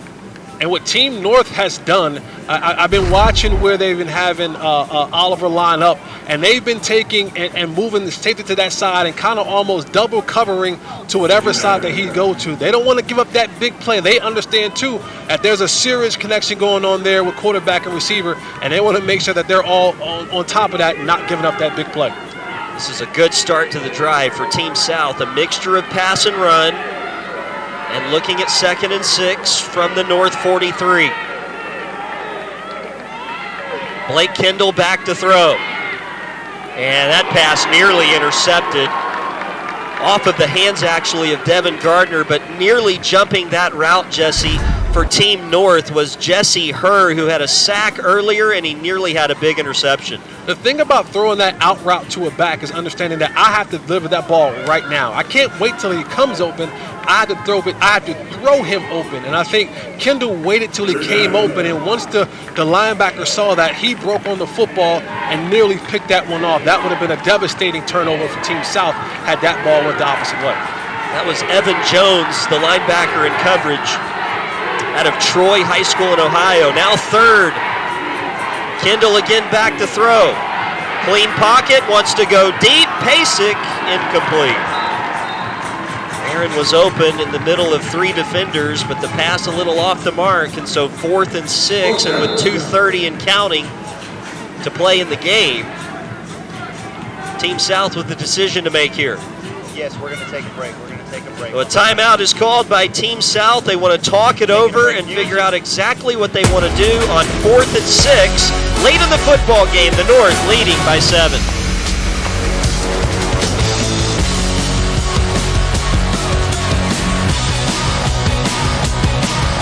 Someone's not doing their job. Okay, let's keep going. Shopping for the game can be a minefield for young homeowners who have turned into their parents. Can you believe how many different types of water they have in this aisle? Kim, did you just change blades back there? This is perfect. Jackpot variety pack. Remember, it's a football game, not a play day. Roger that. One more slice. It can be a lot. Oh, good, the manager. Brian and produce, very helpful. Progressive can't save you from becoming your parents, but we can save you money when you bundle home and auto with us. Pulls to the left a little bit. Nope. A little too much. 4th and 6 out of the break. A big play here for Team South. And they are going for it from the North 42-yard line.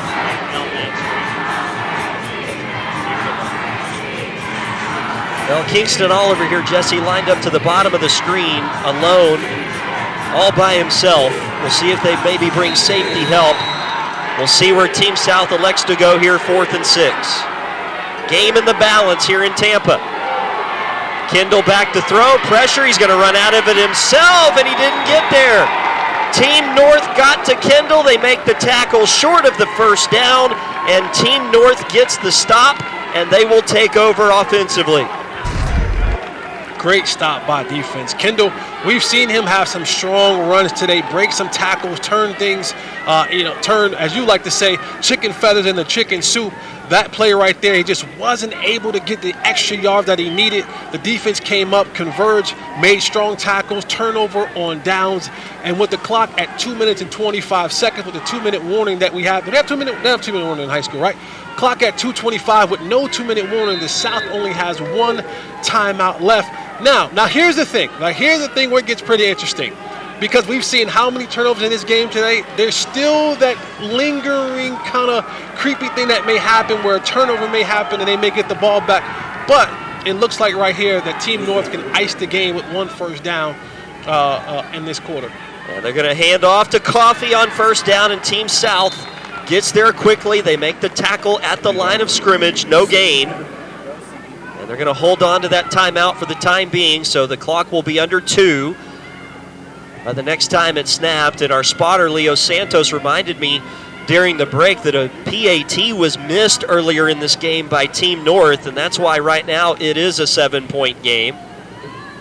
Team South needs 2 more stops. They've got 1 chance to stop the clock, and that's it. So a first down for Team North essentially puts the game on ice.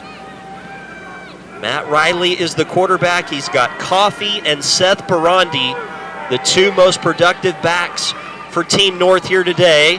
And once again, it'll be Barandi, and Barandi's not going to get anything. Tackle made by Team South. It's going to be 3rd down and 10. And they just called for their last timeout, I believe. Yep. So they're out of timeouts. They're going to put everything they've got into this 3rd down stop. This is still an uphill battle to climb if you're Team South. You've got to get the stop. Then they're going to punt, so you'll have a long way to go down the field with no timeouts. But just give a lot of credit to Ken Stills and his coaching staff, this entire South team. 4 first-half turnovers. The game should have been put away by the North early, but the South held up defensively. They made a couple of really big stands deep in their own territory. And we have ourselves a really good football game going down the stretch here in Kansas City, or in Tampa Bay.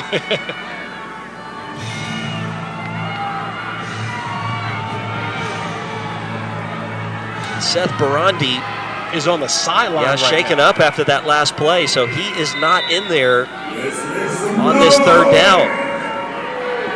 So we'll keep our eyes on that situation. 3rd and 10, and do they go to the air here? They will. Riley will throw. Pressure comes up the middle. He spins back to his right, and he's going to lose the football. It is recovered by the North at the 35-yard line, but it's going to bring up 4th down and long. Team North is going to have to punt, and Team South's about to get it back down by a touchdown. I don't understand that play, and here's why I don't understand that play. I don't want to pass the football in that particular situation where if it's incomplete, you stop the clock. And if you stop the clock, you essentially give Team South another timeout. I mean, crisis averted because you were sacked and the ball came out and you were able to recover it. So it's technically like a running play, and a lot of time will run off the clock. But I don't understand that call of going back and trying to do a pass play on that one, because that almost cost your football team, kind of almost a la to what we saw last night in the Kansas City game, where the sack happened and the ball came out. That could have been a scary situation. And when you talk about now that the North has to punt the football, Josh Brown has shanked a couple of punts today, and that also another scary situation. If he shanks the ball and they get good field position again, 38 seconds left, they'll probably have about 30 if he keeps it in bounds and it's a return. But if he doesn't and it goes out of bounds, are you talking about 30 seconds for them to move the ball? If I'm Team South and I get the ball back, I'd insert Kendall back into the game, and I see if I can't make a connection again with Oliver in this last and final drive. Well, we've seen them have the ability to hit on the big play today. Everything rides on this punt for Team North. They have been shaky in this part of the game today. They just called for a timeout, so 38 seconds remain here for Team South. And we'll see what sort of field position they start with. Nicholas Farrow is their return man out of Lochapoka High School in Alabama. Number 80 that you see right there on your screen in the gray shirt. Josh Brown at his own 21-yard line to send the punt away. And he gets it away. Farrow will not have a chance. Oh, this is actually going to be caught by Caleb Delishaw. A huge risk there to field that punt, and fortunately for him, he was able to do it cleanly and not lose that football. What a wild play, and all of it will end with the South starting with 27 seconds at their own 42-yard line. That was a wild play. Now, correct me if I'm wrong. Can you rush the punter? That's a good question. Typically, no. I don't know if they open that up necessarily in the fourth quarter, but they certainly did rush that punt without any repercussions there. So, well, kudos to Josh Brown because he showed a little bit of athleticism. They rushed him. He spent out of it. And actually, that might have been the best punt he had tonight. Maybe it's because he needed a little bit of pressure on him to get the punt off. So here we go. The South with no timeouts. They're at their 42-yard line with 27 seconds. Needing a touchdown to tie the game. Blake Kendall back to throw. Steps up into the pocket. Fires a strike across the middle, but it's dropped. That would have been a great start to the drive, but Aaron Pasek unable to hold on. It'll be 2nd and 10. And I meant to say before this drive started, they're going to do everything they can to not give you the sidelines, so the middle of the field is going to be open. And you saw that right there. Unfortunately, there was a drop. Good ball delivered. Receivers been dropping balls a lot today, which kind of breaks my heart. As the receiver that I am, you want to see guys make those catches, especially in these situations. They'll probably have another opportunity for that again, but you just hope that they can come away with the reception. The middle of the field will be open. Well, a big miss on first down for Team South. Kendall again will throw. He steps up into the pocket, can't take a sack. He did. Sacked back at the 32-yard line. The clock will run to 10. They may not get another play off. No. They've got 5 seconds. You see the sack there by Chris Brown. Here's the final play of the football game. Kendall throws to the right side, caught. But the clock is at 000, and that's the end of the football game. What a wild finish to this one. The North will survive with a 34-27 win here in Tampa. That's a wild ending right there. But a good brand of football, and we got to see a lot of these guys come out here and play today. And as we say, there was some money made. There was some scholarships that were earned today by the play that you saw on the field. So a good second half, good football game in general here at Raymond James Stadium, 34-27. The final. Did you want to try to? So for Michelle Montaigne and Jesse Holly, I'm Ryan Castle saying so long from Tampa. The final score: the North 34, the South 27. All games airing on the ESPN networks are streaming live and archived on the ESPN app. This has been a presentation of ESPN.